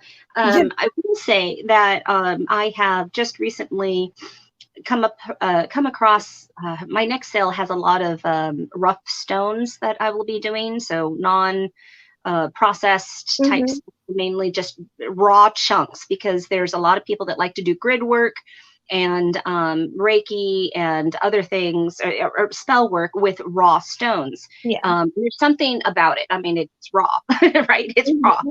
But That I got cluster that you got I, me, the black tourmaline cluster. Oh my God. yeah, I know it's lovely, right? Mhm. It's really good. Well, I got a hold of some moldavite. Um, Ooh. Moldavite is basically asteroid matter. Mhm. It's like fused glass like so like the asteroid comes from wherever it comes Mhm. from, out in the galaxy, and then hits Earth or whatever. And then I think it has something to do, like it's almost like a glass because it's mixed with, basically star matter and Earth matter, and it fuses and becomes like a type of glass. So I Nice. have this, and it is connected straight up to the stars in a really, really good way to like take a step back and look at the bigger picture of Mhm. what you're doing. Like it is a very, very good way of connecting with not just earthbound everything, but Yeah. like everything. Yeah. It is I mean, it is amazing. I So I am happy to send you a little chunk and you just hold that in your hand. I mean, it's small because it's actually real expensive. I didn't realize this. It's real expensive, but you can find a Moldavite, on the net. But a lot of people will just basically pass off green glass as moldavite, and Oh wow. if it's cheap, then it's not really moldavite.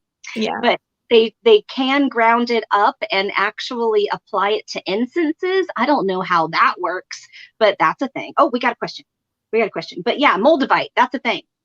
And I'm Very sure cool. that if you're dealing with aliens and all that type of, like the God helmet and all that other stuff Mhm. that you're wanting to do as far as spirit connection, Moldavite might be a really good, stone for people to use. You know, I have a notebook right here, just like you do, and I'm writing the same stuff. Moldavite!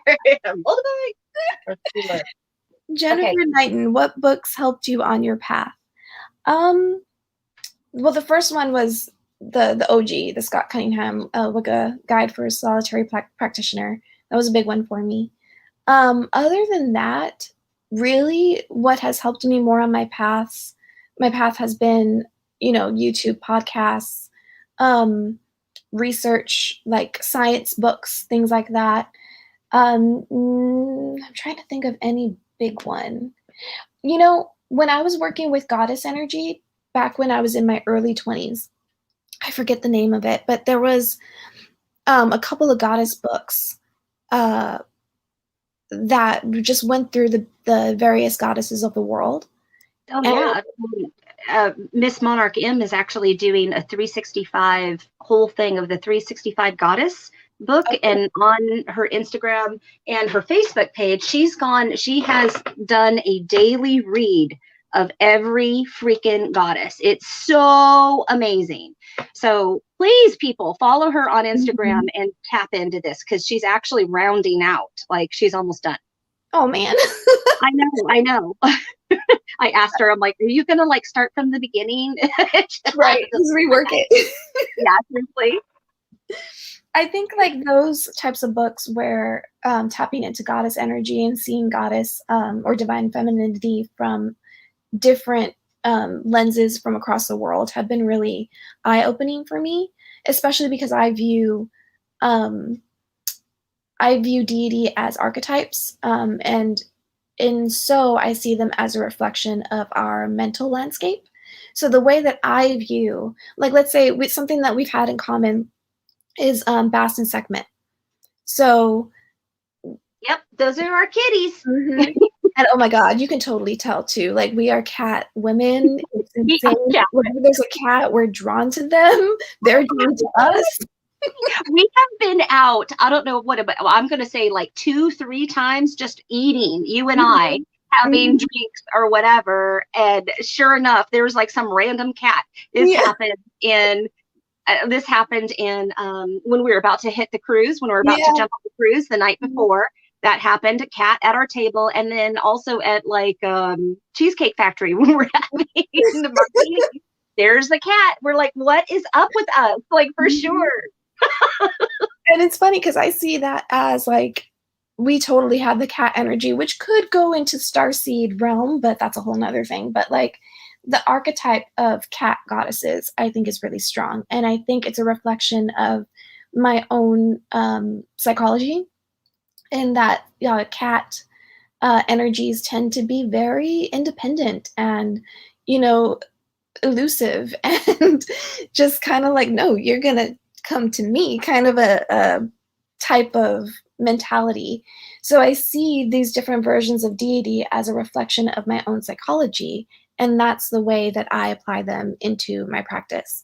That's me personally. A lot of people go a different route in taking more, what do you call it?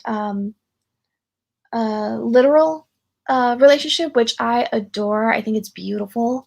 I've never been able to have that straight to connection, like a psychic connection where I can hear them talking to me. Never had that before, and I'm so jealous of everybody who's had.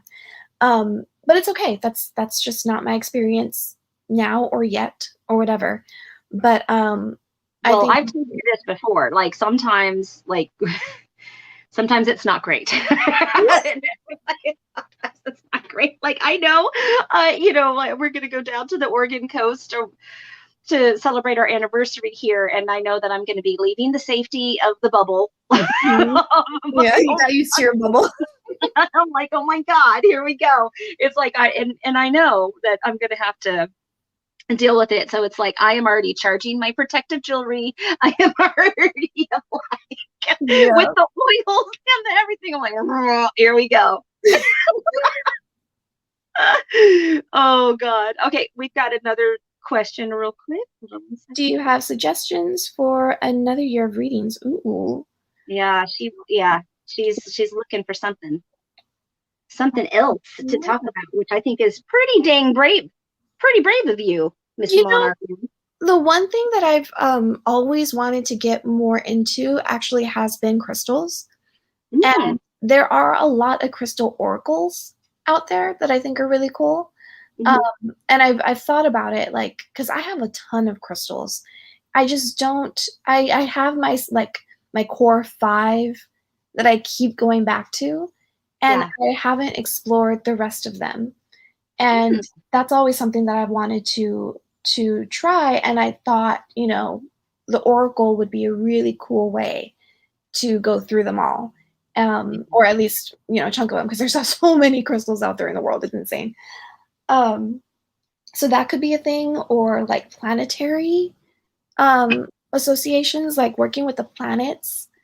I don't know if there's a way to involve readings with that, but planetary magic has been so cool um, to work with, because that is, and talk about old energy, Hmm. like Hmm. old energy. Like that is, I recently did a high magic ritual involving the planets with the grand Earth trine that I was telling you about, and Yeah. that is some ritualistic stuff. It's exhausting. It can be very like long-winded type of ritualism, but I think it was a good experience to have conversations with the planets in my own way, uh, Yeah. because I think what's so cool about the planets is that astrology, the planets, the aspects, the astro forecasting, the weather, all of that happens outside of us. We have no control of that. We cannot bend the universe to our will in terms of making the planets move a way that we want them to. They're going to move and talk to each other any The which way. way we want to, and we just got to deal with it. So instead of fighting against that, just roll with it, go with the flow. Like if I can see that there's a square happening, soon with Mars and Mercury, I know I'm gonna keep on top of my shit and not lose my temper or try not to, or be aware that maybe there's going to be people out there who are going to be a little bit testy, and give them some grace with that, because Mars is feisty and Mercury is how you talk. So, it could be a little bit tense. Yeah. Something I want to talk to, so I'm jumping ahead of you. I'm sorry. There's a question. There's a question. I'll get to you in just a second. But because she's on this topic, I want to highlight your skills, because there are times that I am doing custom spell work and for people, and they're wanting they want me to build something, and sometimes it's Mhm. it's it's either a candle, a custom candle, or it's like a combination of things, so it Mhm. might be candle and incense and an oil and like a whole like thing, like a kit. Mhm. Yeah. And there are times that I've come to you because there are times that my spell work is stale, and sometimes you get doing the same thing and you're just like, well, okay, why isn't that working? And there's Mhm. layers definitely to magic. I am such a believer in the fact that you can't just do one thing. You really got to layer it. You've got to Yeah. just keep layering it, and the more layers, the better it is, the juicier it is, the Mhm. get to the Like meat a of it. recipe.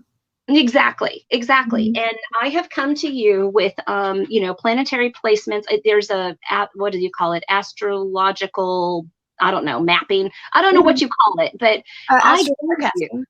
at astral forecasting. I have Mhm. come to you and I've asked, like, you need to open up a business with this, because there are things that you will like flat out tell me, okay, this is the day that you gather, this is the day that intention work happens, this is the day that you put Mhm. it all together, and this is the day that like you do it. Mhm. Like you've got this from this time to this time and that time to that time, and here's your best odds. Yeah. And it's just practice changing. It is practice changing. If there's anything big, I go to you. I Aw. go to you with first. I'm just like, my Thank girl, you. you got me.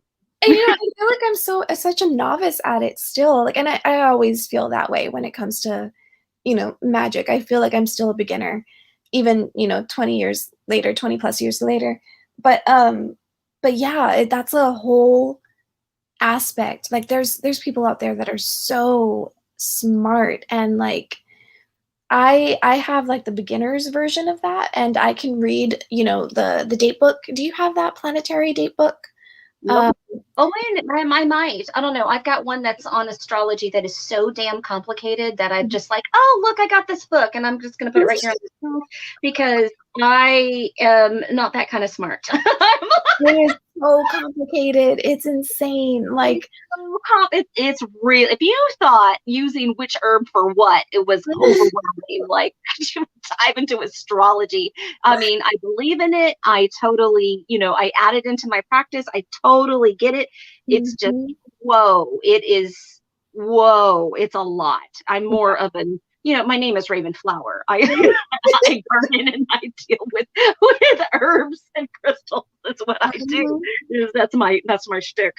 And Um, I think it's the Aquarius side of me that is very outside of the box in the way that I like to view that stuff. If you want to learn more about it, Bahati Life is a YouTuber. Her name's Jess, and she talks about the planets in such a way that's a relatable way to understand it, and the mhm. aspects in a way that's relatable and that you can understand it. It really helps out her Mercury retrograde videos when they're coming. I know you and me don't have a good relationship with Mercury retrograde. We do not. And, I'm just fucking hate that planet so much. I know I've said this so many times, but even just now, like I'm already feeling the anxiety growing just talking about. Like I hate Yeah, it. yeah. Like I'm an office manager and an admin assistant, and it's like I need things to work, and I have deadlines, and I have no time for the damn tomfoolery that Mercury throws at me every single time. I know I'm supposed to pause. I know I'm supposed to. I don't have the time, and I don't want to. It's because Mercury is so infused with our day-to-day lives as people, like talking, the communication, the transportation, the and everything that is day to day is all Mhm. Mercury. And when that goes thrown out of whack, it's like, I mean, even for people who really understand it and are trying to flow with it, even we can be like, fucking shit, Mercury, like, enough. I really got to look at my placements because it's not just a Virgo thing. It's not. And the fact that I'm a double Scorpio, I know that isn't it like my moon or my rising, one of the two is really how I communicate or am viewed is not necessarily just my sun. There's Yeah, one that is like more like, oh, that's you. So yeah, really I'm a Scorpio in a yeah. Virgo body, in a Your Virgo. emotions, your moon is how you react emotionally. So your Scorpio comes out in your emotions. Yeah, And so I gotta see where Mercury is in my placements. I gotta look at my chart because yeah, it's just like it's hell. It is hell. And it's like I know I'm going in, I know I'm in the shadow period, and here we go. And I have like mapped it out on my phone, in my calendar, on things. I have post-it notes, be kind, shut up. Don't like, I have post-its everywhere. They're just like, okay, we know that this is going in. And I like even have a conversation with my husband, like, look, we're going to shadow. We need to be kind to each other during this time frame. And somewhere around middle of the Mercury retrograde, I just lose it. I fall apart. oh. That's like 4 times a year. Yes. Yes, that's the thing. I hate it. Oh my god. I just get to the point where I'm like, whenever I catch it, whenever I see people arguing in the middle of a parking lot and going crazy, I'm like, yep, Mercury retrograde. Or like, Yeah. the cable box is on the fritz, oh, Mercury retrograde. It's just kind of like a joke at this point. It's just like I'm just gonna laugh with the universe as much as I can Yeah. because beating up your head up against the wall with like, why are you doing this to me? It is, I've Yep. been there before. I've had those years and I'm like, no, I'm done. I'm just gonna be like, okay, this Yeah. is what Here we it go. is. Here we go. And it was a when I was working at Jefferson Bank back in Texas, this was a thing, and everything started to fall apart. And obviously they're not witches, right? And Mm, like my boss and the other, supervisor, like in my thing, like they're, banging on their keyboard because this isn't working, and like this like thing falls apart, and then just it's just yeah. like we never got that email, and like all this stuff keeps happening, and I'm like, and they Mhm. finally came out to me. One would poke their head out. They're like, is Mercury in retrograde? Like they started to believe it. They knew it. They knew it by then. I'm like, yeah, it is. They're like, okay, this can't be coincidence anymore. And I'm like, right? It's Yeah. not. You Yeah. and I have been dinged on YouTube by other witches saying, oh, they Raven just uses that as an excuse for everything. It is my reality. It is not a coincidence. And I'm just like, here's the fuckery again. Here it comes. Yeah. You're like, what is it? It's Mercury retrograde. I hate you. I hate you. We won't speak its name anymore. We know it's coming. Okay, we have a question up on the screen. Is there a fiction or historical character that inspired you in your craft? Yes. Of course, Sally Owens. Like Sally. Yeah. I totally get her. Like she, wanting to be normal and just wanting to enjoy life and not needing the spotlight. And oh yeah, I totally get that. Mhm.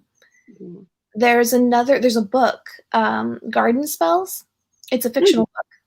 And I love the author. Her name's Sarah Addison Allen. And she writes the best whimsical magical realism that I've found out there that's easy to digest, super easy to read. And she has this character, her name's Claire Waverly, and also the same way, very reclusive, likes to stay in her own lane, has magic but doesn't like to boast about it. She just does what she does. Mhm. And it's very much about mixing magic with food, which, oh my God, anything with food, I love. Um, who else? Historical. I find myself to be drawn to, oh, I know. When I think of elements, I think of the superhero realm. So like Marvel, right? Oh Doctor God. Strange. Like when I saw Doctor Strange, Oh my God, I know. He's one of my favorites. He's one of my faves. amazing. I cannot believe it's taken this long to get another freaking Doctor Strange movie. Like it's insane. But like, no, and he's lovely. yeah. And just like the whole idea of his whole storyline. And then also I don't think you've seen it yet, the WandaVision. Mm-mm, haven't seen that. You would love it. They actually talk about witchcraft in it. Really? Yeah.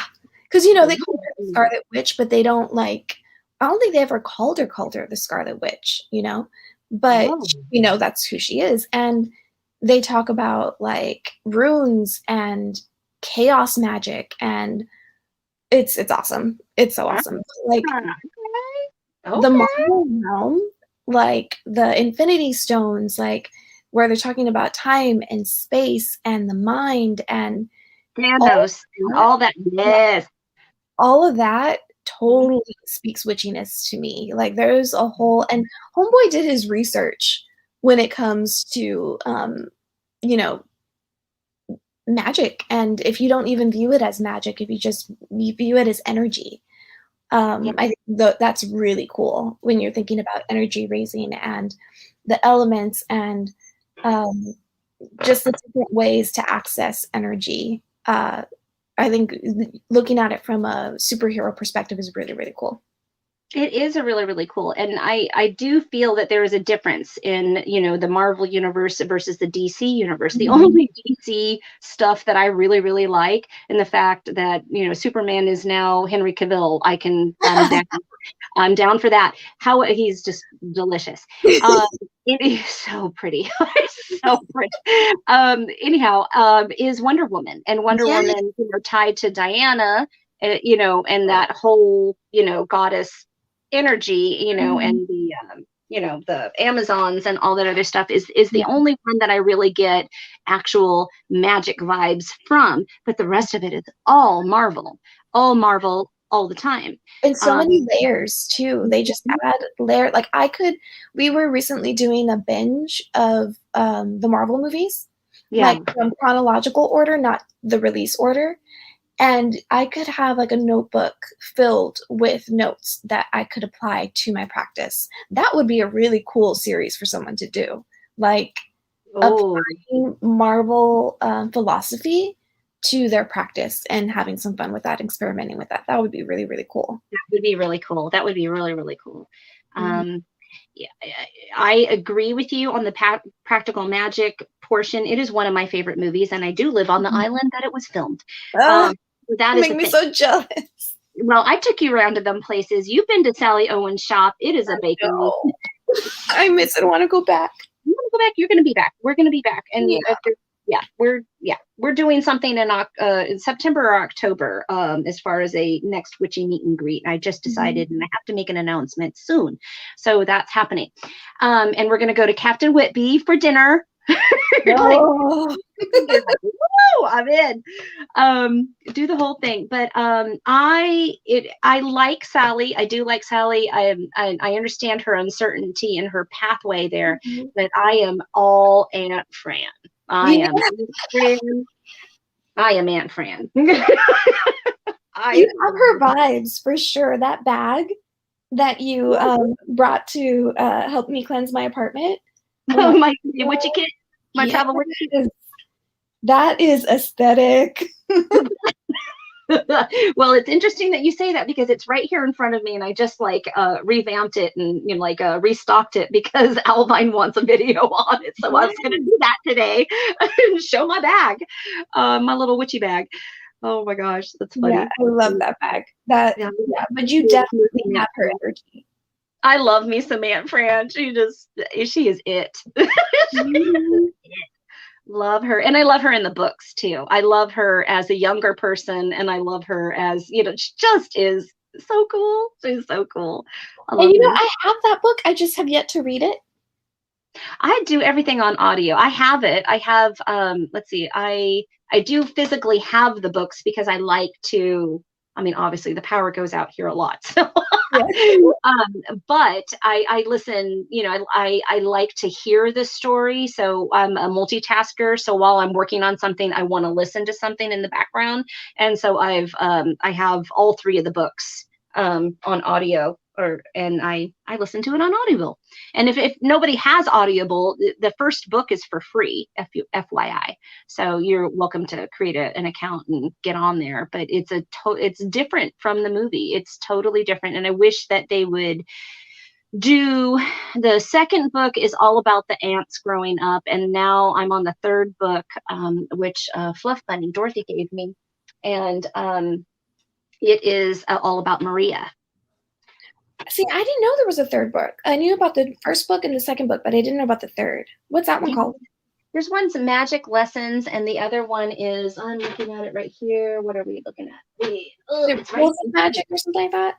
It's one, there's Practical Magic, and then there is, oh my God, I'm going to have to Google this. The one that I'm on right now, the prequel to Practical Magic, and talking about Maria, is Magic Lessons.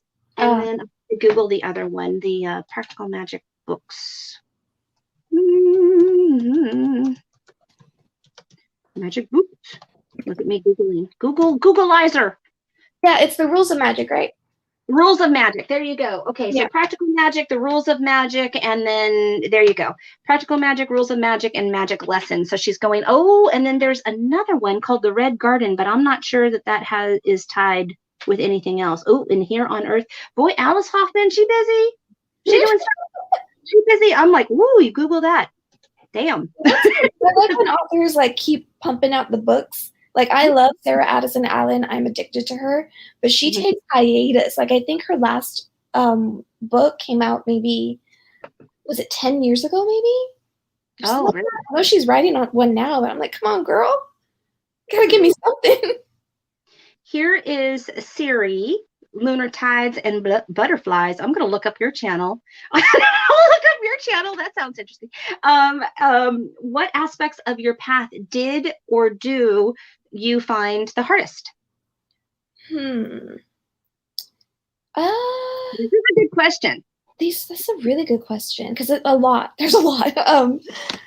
I think number one is the what is the word for it?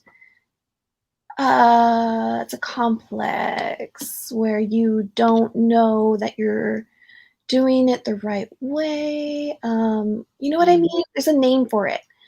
Self-doubt, kind of like, I don't know, self-doubt. Yeah, but there's imposter syndrome. Oh. That's what it is. So when you start to dabble with new aspects of your path and your practice. You have to get over this hurdle of imposter syndrome, because especially if you're listening to people who are very hard and fast on what they believe in, and there's no wiggle room in it. If you experience something that is different from what they experience, you can feel like what you're doing is wrong, and that's a huge hang up, because you're basically on this search to have an experience like them, and if it's not like them, then it's wrong. And Gotcha. that's just completely stops you in your tracks. And I think that for a long time I was listening to people or reading books that are like, you can't do things this way, you can't do things that way. And it stopped me. And I put my practice on hold a lot because I was just sick of being told I was doing something the wrong way. Um, and also the comparison. I think on YouTube, the wonderful thing about YouTube is like there's so much access to so many different people and so many different ways of practicing. But I think that when you are seeking guidance, sometimes when people boast about what they do or what they don't do, or like, well, I don't use this because I don't yada yada, it can almost make you feel like, what's wrong with that? I use that. Like, I don't think there's any, I have a wonderful experience with that. And Mm-hmm. it makes you second guess yourself and question yourself. And that can be a hang up to your practice. So I think sometimes just taking a step away from either those types of personalities, or just taking away a step away in general from YouTube, and just actually asking yourself questions and experimenting before um, researching on YouTube, I think can be more impactful, because then you have a framework that isn't diluted or colored by someone else. It's just pure you and your experience. And then you can go back and be like, okay, what were other people's experiences, and compare them to yours. But without a comparison to begin with, you're basically guided by somebody else's experience. So Yeah, it's kind of like, don't be friends with that person because, they're a jerk. You're like, well, let me have my own personal experience because they might be my best friend. And, you mhm. don't want to necessarily, you want your own experiences. You don't want to take somebody's word for it, especially in your practice. Yeah, yeah. So Absolutely. I would say Okay. that that is the hardest within Yeah. my own practice. Yeah, absolutely. Because that, I've said this before, that, that last bit of the spell is you, and it has to be authentically you. So you have to be authentic, and it can't Oh, just be something that was written down by your friend and you're going to read it and figure yeah. then think that it's going to come off that way. You've got to apply yourself. You got to put yourself in your practice for sure. Another thing is when spells don't work. Like I remember when I was being bullied, Hmm. I um I did so many spells to try to get some sort of justice. I did a lot of justice spells, and none of them worked. And I realized that the reason why that they didn't work was because that place was not for me anymore. It was stifling me. I couldn't grow. I ended up leaving that job, healing myself up again, going back to the workforce and getting a job that paid me way more than that job Hmm. ever did. And Hmm. there was a reason for that, because if I had stayed there, I would have stayed with a toxic group of people, and I Hmm. would also stay with less money. And that wasn't the best thing for me. Nope. Um, so like that, and or like if something like even now, like um my past spells in the past, I don't know, year pertaining to one particular subject has not worked. And I wonder why. And I think when you are doing a spell for someone else, like someone who's not magical, somebody who's not a witch, Hmm. Hmm. it is so hard. It's so hard because there's an energetic frequency that, like, kind of like the neuroplasticity of their mind, their neural pathways haven't been worked out yet. Oh, So if you you want to put this out there, your neural pathway, you are trying to manifest this way, this blessing into your life. But if you're being stopped by the person's blockages, it ain't gonna happen. So that's been something too that I've had to understand and know that if you're doing magic for somebody else, sometimes it's just going to be harder, and it's not you, it's them. They just have to work through stuff. It's so true. It's so true. Yeah, you're just like, hey, like, hey, like, I'm giving it all my all. You got to do something, man. Yeah. Yeah. Oh my gosh. Okay, so we have talked for 2 hours and 15 minutes at this point, almost 15 minutes. So I think that we're down. No more questions have come up. So this might be a good time to end. I think my battery is about to go and I have to pee again. I gotta pee again. I think I really need to put like a diaper on for these things. And just like write it out with y'all. or chat. The pee is strong, people. The pee is strong. Anywho, but I'm gonna love and leave you at this point, and Snow is my very last chat for March in regards to Truth Talk. I'll be doing a video here soon on my little bag, and then I have another herb education to deal with, and I think I'm either doing lemon balm or I'm doing purple dead nettle, I think is what I'm going to go for. I know, pretty awesome. But I am going to put Snow's link to her channel in the description box once this thing uploads. And is there anything else that you want to tell them that you have coming up? I'm going to continue the sensualism, sensual spiritual wellness on my channel, hopefully. I have some blog posts about it coming up, so once I have that squared away, I'll go ahead and send them to you, and you can add it to it. Yeah, we did not even talk about your blog. Very well written blog. There are times that I'm just like, oh, hey, what's Snow doing? I'm trying to get back to it. Blogs are work. I had no idea how much work blogs are, but I have the time. I'm going to get back to it. You're going to get back to it and really consider opening up some sort of practice or, astral, what do you call it? Astral forecasting. Yes. Consultation stuff. Like, I really think that people would jive. I mean, I think it's something that's needed because it is really overwhelming as far as getting in the astral path. I mean, it's rough, but it does make a big difference in your practice and certain magics. And if somebody is really interested, I really think they should reach out to you. Like, I'm just like, please do this. I've had people offer me money and I always turn them down. I'm like, no, I'll give it to you for free. And it's like, I need to stop doing that. I need to just start accepting that.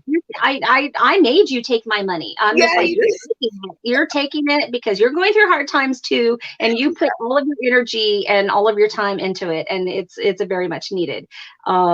Yes, please consider it. Please consider consultations on this because it is very much needed in our community. Well, you never know. I'm getting back to feeling like my normal self again, so you never know what I'm going to put out there. Maybe that'll be one of them. That could be a thing. Awesome. Yeah. Well, so thank you so much, Miss Snow, for coming on, and I talk with you daily, so I miss you like crazy, and I look forward to some shenanigans here on the island. And then if I ever get to go to Texas ever again, I'm waiting for my vaccination before I can go and see my granddaughter again. Aww. But I know she's turning 5 in October, and I'm like, I really don't want to miss it. I really don't want to miss it. I've missed the last 2 birthdays, and I'm like, ugh, this sucks. But thank you for taking the time, and thank you for being so brave. I think that you're amazing, and I'm so glad you're my friend. I'm so glad that you're part of my tribe, and you're family. You're my family, and I love you. And you're so brave, and I know that you're going to get through this, and I can't wait for baby coming along. Baby gonna come along. Rainbow baby. I'm gonna spoil that baby like crazy. I'm ready. Oh my God. Can you imagine a pregnant Snow? Oh my God. I can. I love it. I Oh, love it. huge. I know. I know. I love it. No, it's going to be adorable, cute, and so adorable, cute. Oh my God. So cute. Well, I love you guys. Snow, you stay right there. I am going to end the chat now, or at least the live. And I wish you guys many blessings and lots of love today. And I will see you on the flip side.